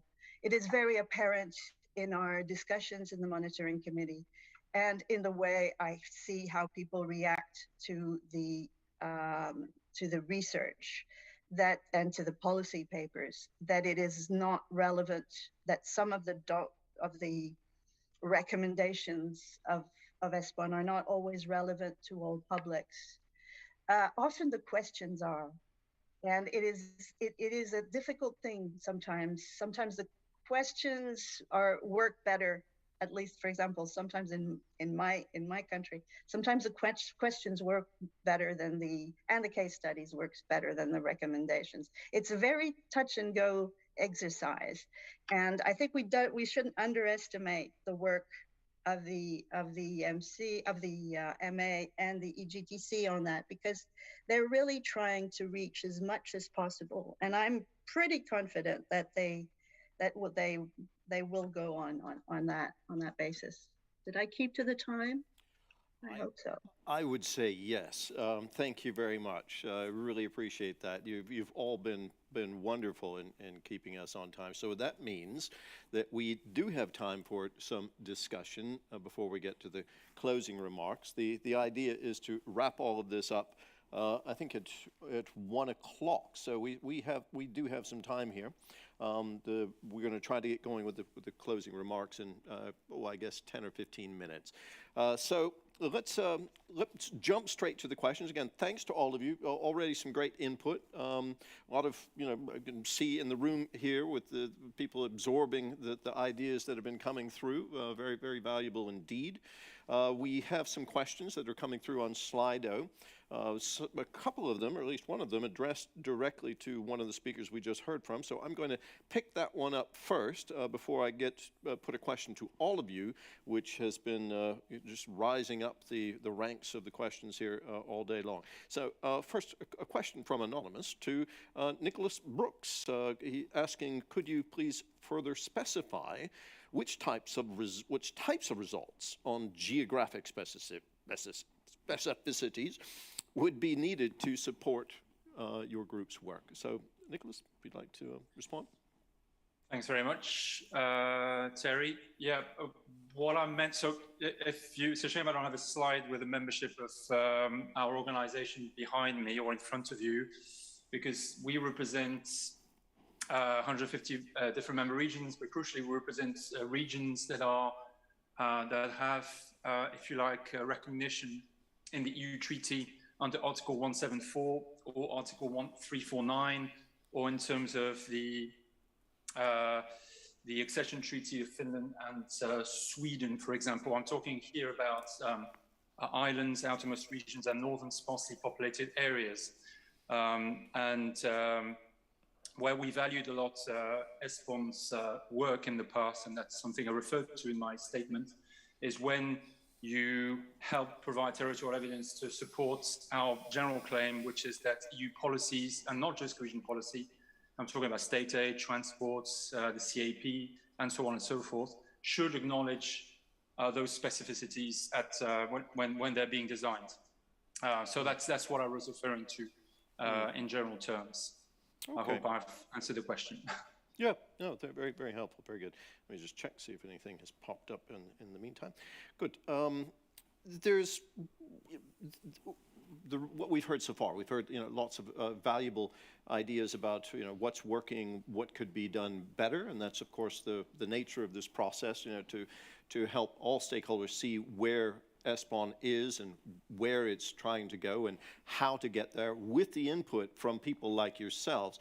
So one of the general questions that's come through here today too is regarding local authorities, regarding how to reach out, this whole outreach question that keeps coming up, how to reach out and involve local authorities so that the results of the studies, how they're designed and the results, take them into consideration as far as possible. Of course, there are countless local authorities. You can't take them all into consideration, but how do you, in general, approach that process? Any suggestions specific suggestions from the panel on how that could be done? Bringing you in, we can do that if you just raise your hand physically, because I can see you all. Okay, great. Then let's start then by, we'll bring in Peter from Oslo. Peter? I think the best way is to, it's the way the ESPON Secretariat has worked, I think, quite successfully during some of the targeted analysis by close involvement, discussion with the stakeholders themselves at an early stage in the work. It's not a requirement, but it's a fairly obvious way forward that the projects themselves should have some kind of political basis, policy basis to start with. This is a question that politicians are really keen to get some answers on. And then once that is done, as the last of the speakers referred to, I think the idea of having workshops, sort of future studies, maybe sort of small scenario processes, this kind of thing can always help as well, because that's a way of involving more local stakeholders in the discussion. It's a kind of a mix between this is always the balance question. Now, how far is this a workshop process, and how far is this general research? And I think some of the approaches have been quite good in getting this balance right, but it's obviously a challenge because you have to get the research needs You have to have the quality control at that level. So I think the ESPON team has actually done quite well in that so far, but there's more we can do. I would also strongly recommend some communication training for stakeholders, so they actually have some special skills of how to interpret English densely written research reports into both the local language in linguistic terms, but also in terms of local understanding, so it becomes relevant. It's the stakeholders themselves who are actually able to do this. You can't invite other local researchers to do that, because they will also write in research language. This is the task for bureaucrats such as myself to do. It's difficult, but it really is the essential task. I think if ESPON could try and kick off with some training, slightly formalized in some way in that, it would be a great help. Excellent, thank you, Peter. Let's bring in Victor here. Well, that's my immediate reaction. Peter, thank you very much for great advice and hints on how to make ESPON simpler in communicating the territorial evidence. This has been the process we've been running now for a couple of weeks also in our team, how to simplify, get closer, get simpler, quicker, and so on and so forth. And some of your advice will be definitely taken on board, already has been taken on board, in terms of creating cross-cutting expertise, in terms of involving stakeholders at a very early stage of scoping down the specification of ESPON service. So we want, no matter what kind of service, what kind of activity we talk about, we want to see who is then the specific stakeholder, what are the specific needs, why ESPON is the right tool, and when the service is needed. So going from the very end, we are able then to program the service exactly to the needs and also hold the stakeholder accountable for ensuring the commitment to the process also in the policy uptake. So one idea is that, say we have a workshop, P-learning workshop, whatever, or we present case studies, results. Half a year later, would like to know from that stakeholder what happened. Did you use it? Was it illuminating for you in your policy process? So please be so kind, go back to us and report what good or bad happened to the service. It was really appreciated or not. So we can have this entire policy cycle also at the very center of attention.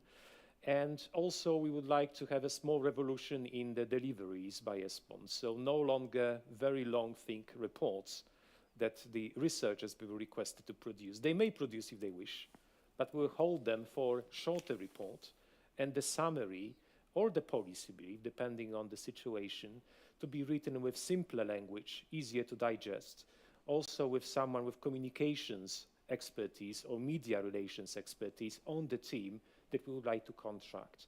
So the researchers, yes, but cross-sectoral, with cross-cutting experience, and also someone on the team with this media communications experience. I fully agree the reports are hardly digestible very often, and they don't bring a lot of added value by being 600 pages long. So we need to simplify that. Thank you. Any other comments? Oh, I see. Look, there are hands all around. So I didn't keep track, unfortunately, of who raised their hand first. So I will say, let's go back to the very beginning and bring in Duarte Rodriguez first. Many thanks. I think there are two major challenges. So the engagement of local actors that you raised the question, and let me give the contribution. I see the peer learning process as a very promising approach on that. The previous speaker already talked about several ways to improve that. But I would like to underline the promising concept that you write in the documents on the policy prototyping. I feel this concept very promising because we definitely need more policy experimentation, and I think ESPON could be a very good and robust source of it. It's a combination between the research, the knowledge, and the people on the ground, so the local actors.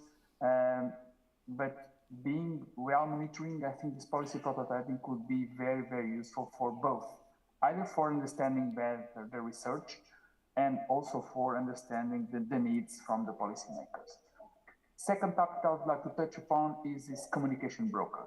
It's a challenge everywhere. It's not an ESPON issue, so it's a challenge everywhere. I think the policy briefs is a well-proofed way of making the bridge. OECD did it. We did it in our evaluation. We had the same problem. So how to translate the huge and very robust reports from the evaluation exercise on the policymakers, and then a one-page policy brief with well-targeted recommendations is a very good idea. But again, it's a major challenge how to communicate better, taking into account the risks that our previous colleague says on not being a communication agency. So how to be in the right track, it's really challenging. And I think we need to use better the ESPON results on the evaluation of cohesion policy. We need to make these two worlds close to each other. To give you an example, reading the cohesion report, I found that the ESPON results are underexploited on cohesion report. So we need to taking closer ESPON approach, ESPON evidence, ESPON work, and evaluation of cohesion policy, either at the European level, national level, or regional level.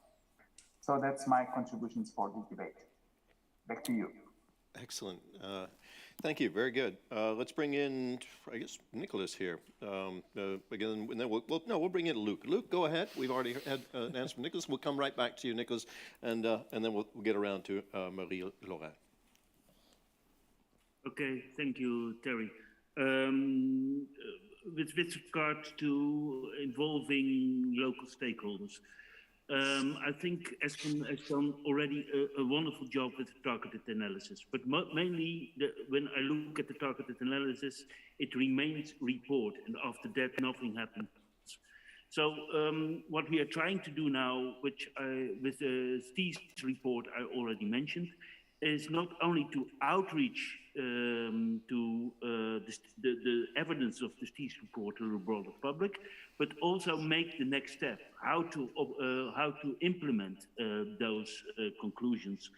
And therewith, for our outreach workshop, we have planned to do that the 27th of April. It's still a kind of experiment, I must say, but we managed for the first time to have as well high-level policymakers on board, not only for DG MOVE, so for the Director General MOVE, but also from the Flemish and the Brussels regions, as well as a closing word for politicians, and as well as businesses, for instance, infra providers and the airport authorities, who have to deliver over here. That's our first try out to say, okay, perhaps we can do something over here to go beyond just the report and the ESPON evidence, but to really involve all the stakeholders involved. Next to that, in the academic sphere, we are also at the moment busy, but not on European level, but on local and regional level, with living labs and with social citizen science. Which might be, I think, also interesting to do to experiment with these concepts on a European level, and that might also be included in the next program of ESPON. Thank you, Luc. Nicholas, briefly, if you can. Well, I'll be brief because actually what I wanted to say has already been mentioned by Peter and Luc. Really, I think to engage with regions, local authorities better, involve them at an earlier stage indeed. And I know that that's already what ESPON is doing, but to give you an example, we, as an organization that represents regions both on a political and technical level, we have a number of working groups on transport, cohesion policy, and so on and so forth. And we use these working groups to actually, inform our members of what's coming up in terms of the EU policy agenda, and to discuss then on how we might be able to influence specific EU policies. And where we might be able to work a little bit better with ESPON is to involve you at this stage where, we're trying to find the evidence that, the future of EU transport policy should be better targeted to specific territories. I don't know, things like that. And I think here you can help. And also completely agree with the last comment from Luc. And I think I was looking at the policy brief, the excellent policy brief published in 2017 on the territories with specific geographical handicaps. And it's 12 pages long. It's extremely interesting and useful and relevant. But the way forward part of the report is only 2 paragraphs long. So I think where the advice, and it links it with what I was saying earlier, I think you might want to go an extra step and actually say, well, the policy recommendations wise, this is what we would advise, and go that extra step. I think that will be very valuable. Thank you. And finally, Marie-Laurent Danger. Yeah, a lot of people have said the same thing, so I'll try to avoid repeating. I want to come back to the fact that stakeholders are not all the same. And this is where the work of a small program like ESPON is tricky, because they should, in theory, in the abstract, tailor to the different stakeholders. And that's what's complex. For the local and regional authorities, like for us, our challenge is first to get them interested at all in the European dimension, in thinking of looking abroad, in thinking of, and they are confronted with, of course, a language barrier, which is that most of the productions of ESPON are in English, and a lot of our local authorities don't really, I mean, it's not that none of them speak English, but like they would be a bit taken, they are a bit at awe with English, let's put it that way. So one thing that is really useful is these cross looks where you are working on things, not necessarily the targeted analysis, but you take a general theme that you have been at national level and regional level working on, and you add the experiences that have been coming from other countries.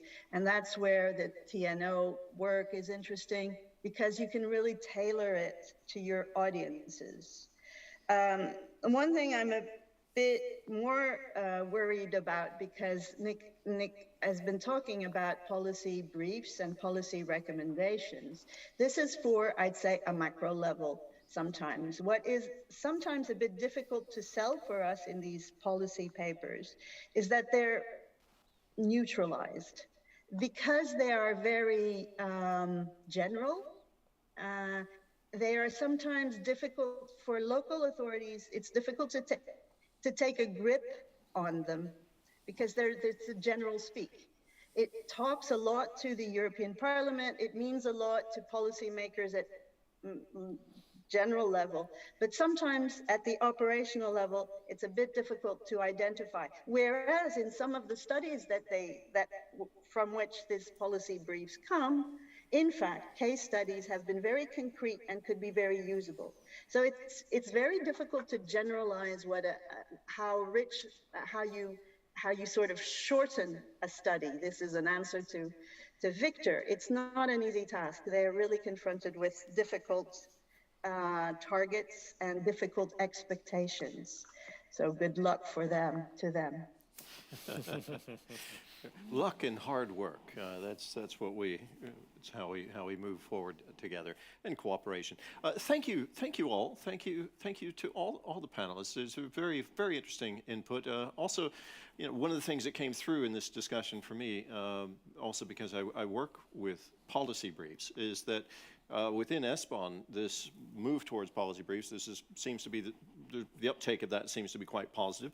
That translating those into literally the language that people can understand, and also expressing them in ways that would address specific stakeholders at local level, that remains a challenge, of course. But anyway, it sounds very, very encouraging indeed. Very, very helpful suggestions. Very, very useful indeed. Thank you very much to all of our speakers.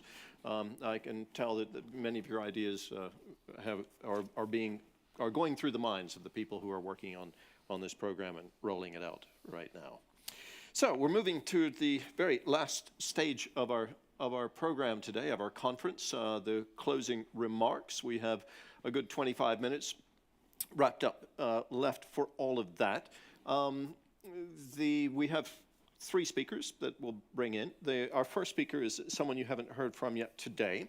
Milanda Hrankova, representing the members of the ESPON Monitoring Committee as well, is going to try to make sense of what we've been talking about today and sum it up in a way that will help us appreciate, identify some of the key messages and perhaps give us some input based on her perspective as well. The floor is yours.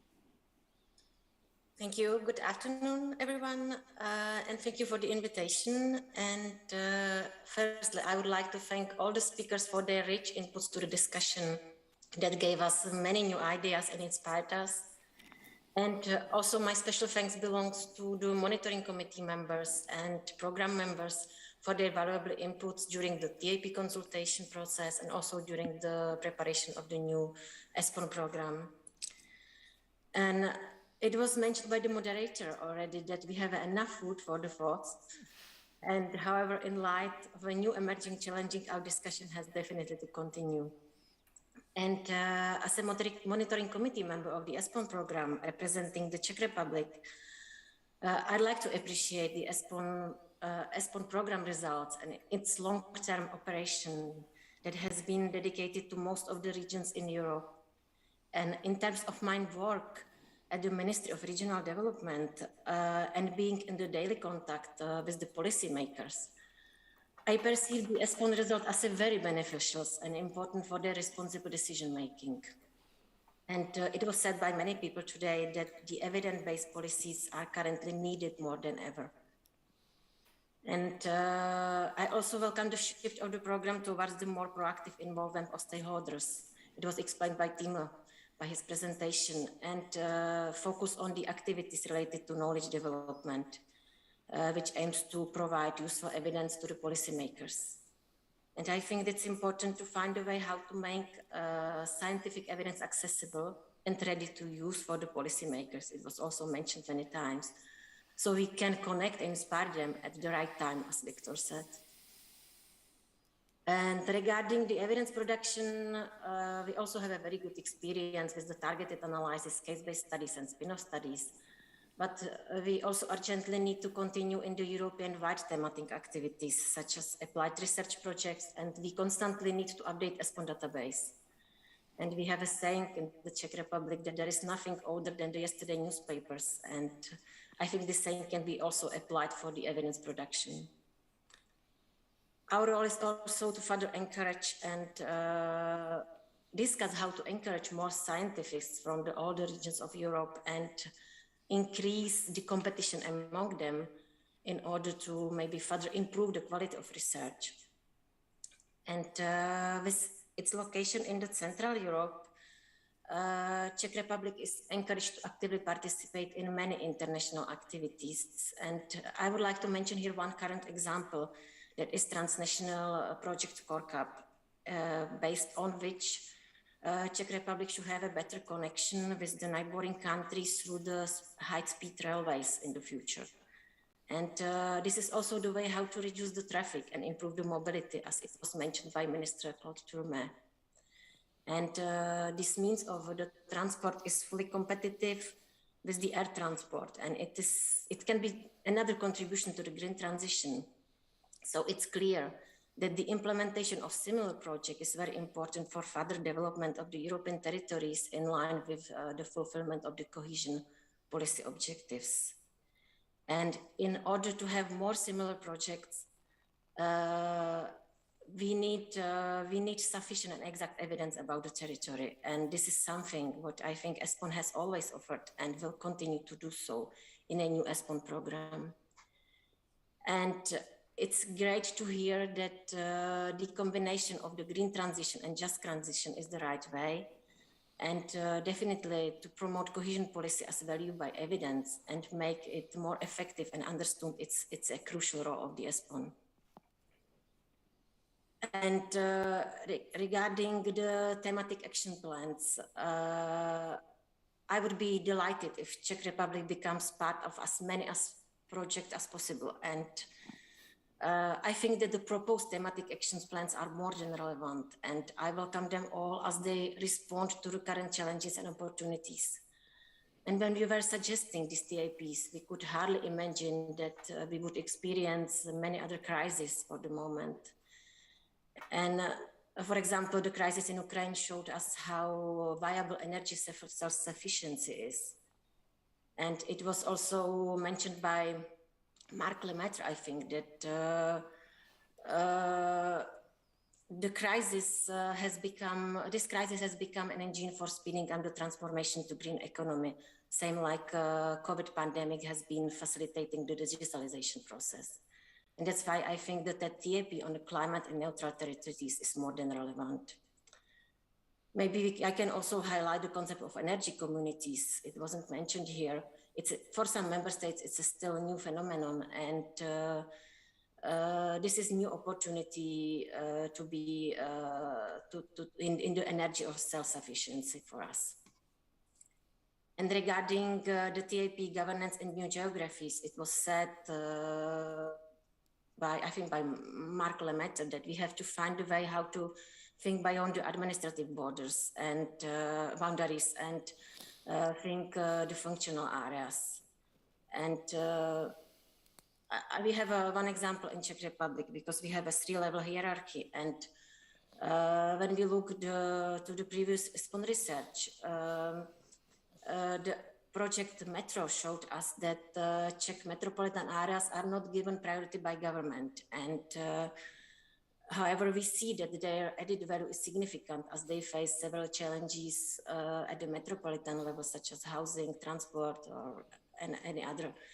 And we see that they should be involved more in the future, going beyond the EU cohesion policy programming.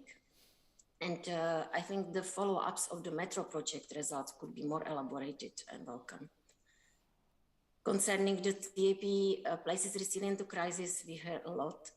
And we are facing many crises at the moment. And for example, it was said that by analyzing the impact of COVID on urban development and management of cities, it can contribute to increasing the city's resilience in the future.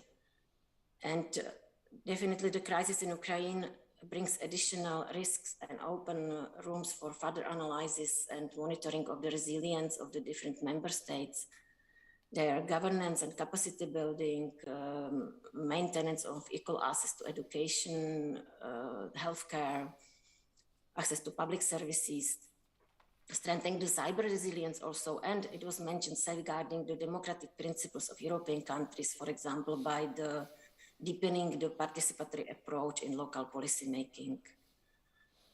And not to be just fight fires, as it was said by the Commissioner Elisa Ferreira.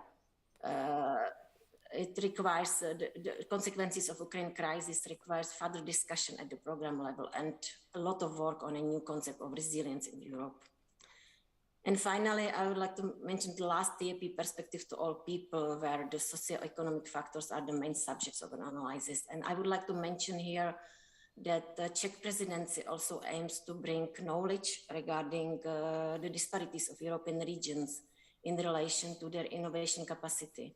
We are currently working together with the EGTC on a study that will assess and explain the regional innovation capacity, and in terms of the development of innovation, and assess the role of regional public authorities in using the potential of innovation diffusion across the European regions. We want to test the effect of entrepreneurial regional governance on innovation capacity. So finally, I would like to remember another saying: fortune favors the prepared. And looking to all the TAP, I appreciate its flexible focus that addresses many different issues. And it's important today to respond quickly to the emerging challenges in the world that is changing before our eyes every day. And we must ensure that thanks to ESPON evidence, we can better understand the capacities and opportunities of our countries, include maybe more global dimension to ESPON program, and definitely respond to becoming challenges as fast as possible. I think it's all. Thank you very much for the attention. It was a pleasure to be there. Thank you very much, Milada. You did a wonderful job of summing up some of the points that we've had today, and also on picking up on some of the different work streams, the different thematic action plans, and relating them to what's going on in your country as it prepares to take over the EU presidency. Thank you so much. You mentioned also, Milada, the Russian invasion of Ukraine, the conflict, the war in Ukraine, it's what it is, and what the implications that will have. This has been raised a couple of times today already, and it is the question that is showing up, that it keeps moving to the very top of our list of questions that we've received today. And from Slido, from our people, audience joining us online, participants joining us online. 21 people have given this question the thumbs up, so I feel a bit obliged to also maybe put it here to the two representatives of ESPON that we have with us here in Luxembourg. And the question is this. I'm not expecting you to address this exclusively, but perhaps to take it into consideration when formulating your final remarks. The question is, how does ESPON intend to address the territorial consequences of the ongoing war in its research projects? And again, this war began on February 24th, or the invasion began on February 24th. It hasn't been that long. It's been another shock, another crisis on top of the COVID crisis, on top of the financial crisis, and we're dealing with the energy emergency as well, but the climate emergency. So I'll put that to the two of you.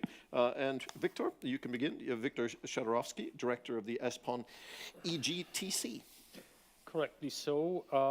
Of course, we are not an EU investment program, so we cannot provide funding for infrastructure within any recovery, resilience plans and facilities. Still, I think what is of utmost importance for decision makers is to understand the implications, what it means to have the war, what it means in terms of trade relations with the affected areas, but also the areas that will be under embargo so that the trade flows will be crippled or altered. Also, what it means in terms of the refugee flows, how we can accommodate them in our societies, what it means for the concept of cohesion, economic, social, territorial. And this is where we are coming in, and for some of the ongoing projects, we are including the aspect of analyzing the territorial impacts of the crisis induced by the war for the economic and social performance of the regions. So one specific project called ERIA will investigate this quite new element in the entire equation to give very quick information back to policymakers still during the French presidency term on what it means, how to prepare, how to accommodate this shock. Just an example. Sure. What we can rapidly, as I mentioned, rapidly react to the ongoing change in the situation. Of course, this is very early days, and the consultation process happened before the war. So there's still quite a bit to react to. We have about 7 minutes left. I'm going to try to wrap us up on time. But did you, Victor, because you have a large stake in how this ESPON moves forward, looking at ESPON 2030, the next 7-year planning program. What would you have to say to the over 300 participants who joined us today? As ESPON moves forward into this new era with its thematic action plans and new orientation? 10 pages already put here on paper. So some notes, very interesting notes, some reflections and observations that confirm our philosophy about how we would like to adapt to the change, and also how we could become the catalyst of change. We don't aspire as ESPON to induce the change, because the change is to be induced by the receivers of ESPON service. We want to see that what we are bringing to them in terms of evidence and knowledge is actionable, meaning they understand what they can do with it, and they are committed enough to implement the advice, the recommendations, the results of the evidence production and knowledge transfer via peer learning workshops, for instance, in their respective policies. And this is important. That's why I said we are not doing a ESPON program that for them, we are doing that with them because we need them. If they are not part of the ESPON community in terms of policy stakeholders, decision makers, then actually, as Marie-Laurent was saying, we might end up with our reports being lodged on a shelf, and we don't want it. We want to make a change, and as a meandering river, we want to adapt to all the all-time changing needs and gaps in knowledge and understanding of what's going on around us. So this is our philosophy, that we are adapting to the changes, but also we want the stakeholders to be part of our playground, that we experiment, that we prototype, that we help them understand the impact of what they are doing in terms of sectoral policies, but also what new we could bring to them so that they have better informed, more actionable policies. And we want to reach out to the local and regional level more than before. We can engage them in case studies in all those pan-European research projects. We have some ideas how we can do it. We want to get them engaged from the very beginning when planning the specific sort of support service. And also through these different transnational outreach, as Luke was presenting, we will be certain that they could replicate a good practice existing in Oslo to Estonia or vice versa. Because otherwise, as some people were saying, this might be found at the very, look at it, that it's maybe not that relevant for our area because it was made and produced down in Oslo. It's not true. We can use it, we can adopt it and use it and replicate. Thank you. Thank you very much, Victor. For our very final word on our proceedings today and how we might look ahead, I will turn the floor over to Timo Esa, who is with the ESPON Managing Authority. Okay, thank you, Thierry. Yeah, I mean, it's always famous last words. No, but I mean, the whole morning was very interesting for me also in the respect, because it was the first test where we actually presented the whole program, whether we found the right twist now for this next 8 years, I would say. And if I go back to what has been said, I have to say that I think we are on the right track, especially with this thematic approach, linking it policy development.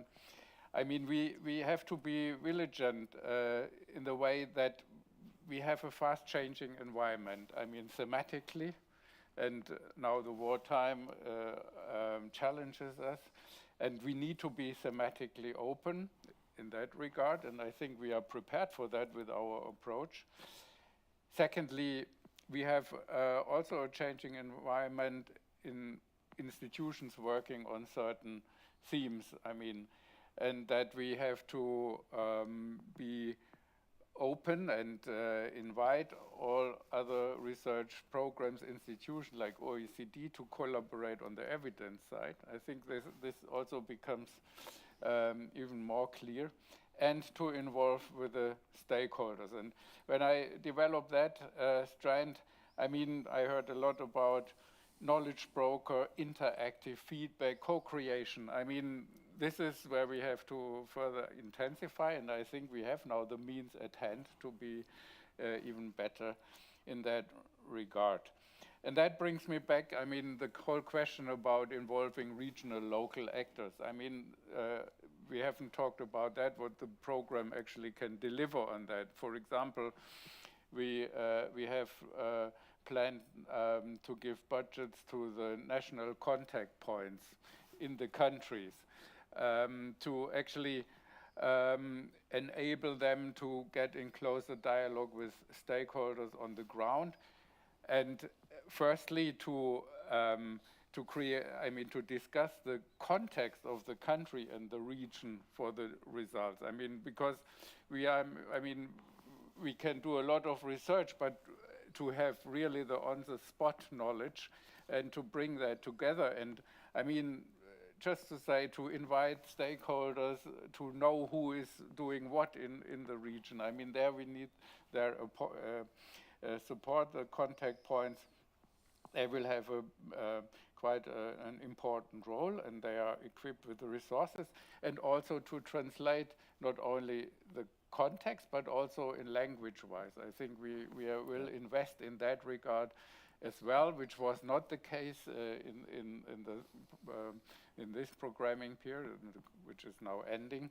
But we are aware of that, and we really took care. And yes, I mean, we are open, and we will stay in contact. And I thank you very much for this rich feedback.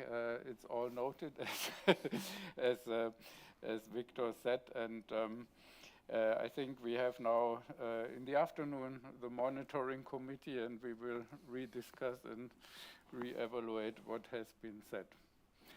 I would also like to take the opportunity to thank you very much, Terry, to master us, to lead us, being a stone in the wild sea here.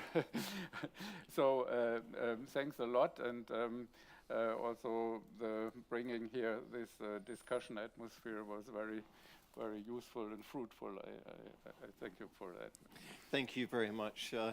Thanks to both of you.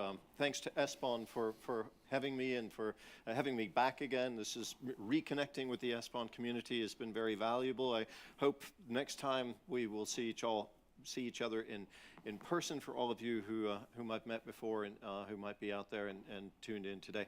Anyway, it's been a great pleasure for me to be part of this. I've learned a lot. It's interesting for me also to watch ESPON evolve and move into a new era.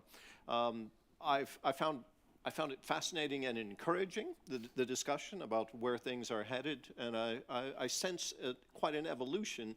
I'm not going to elaborate here, don't worry, but from what ESPON was to where it is now and to where it is going, it seems to be evolving in a very very, very positive direction. And hearing all the input from all of our speakers today has reinforced the idea that there is a need for what ESPON is doing, the kind of evidence, in order to have evidence-based policymaking, in order to strengthen cohesion and ultimately democracy. So, and resilience, of course, being one of the main words of all of this. So, again, thank you to ESPON. Thank you for everyone who has joined us today. Thank you for your patience as well. To our technical crew, I know you had those Luxembourg gremlins to deal with that are quite tenacious, and I hope we can all connect again sometime soon. Thank you very much.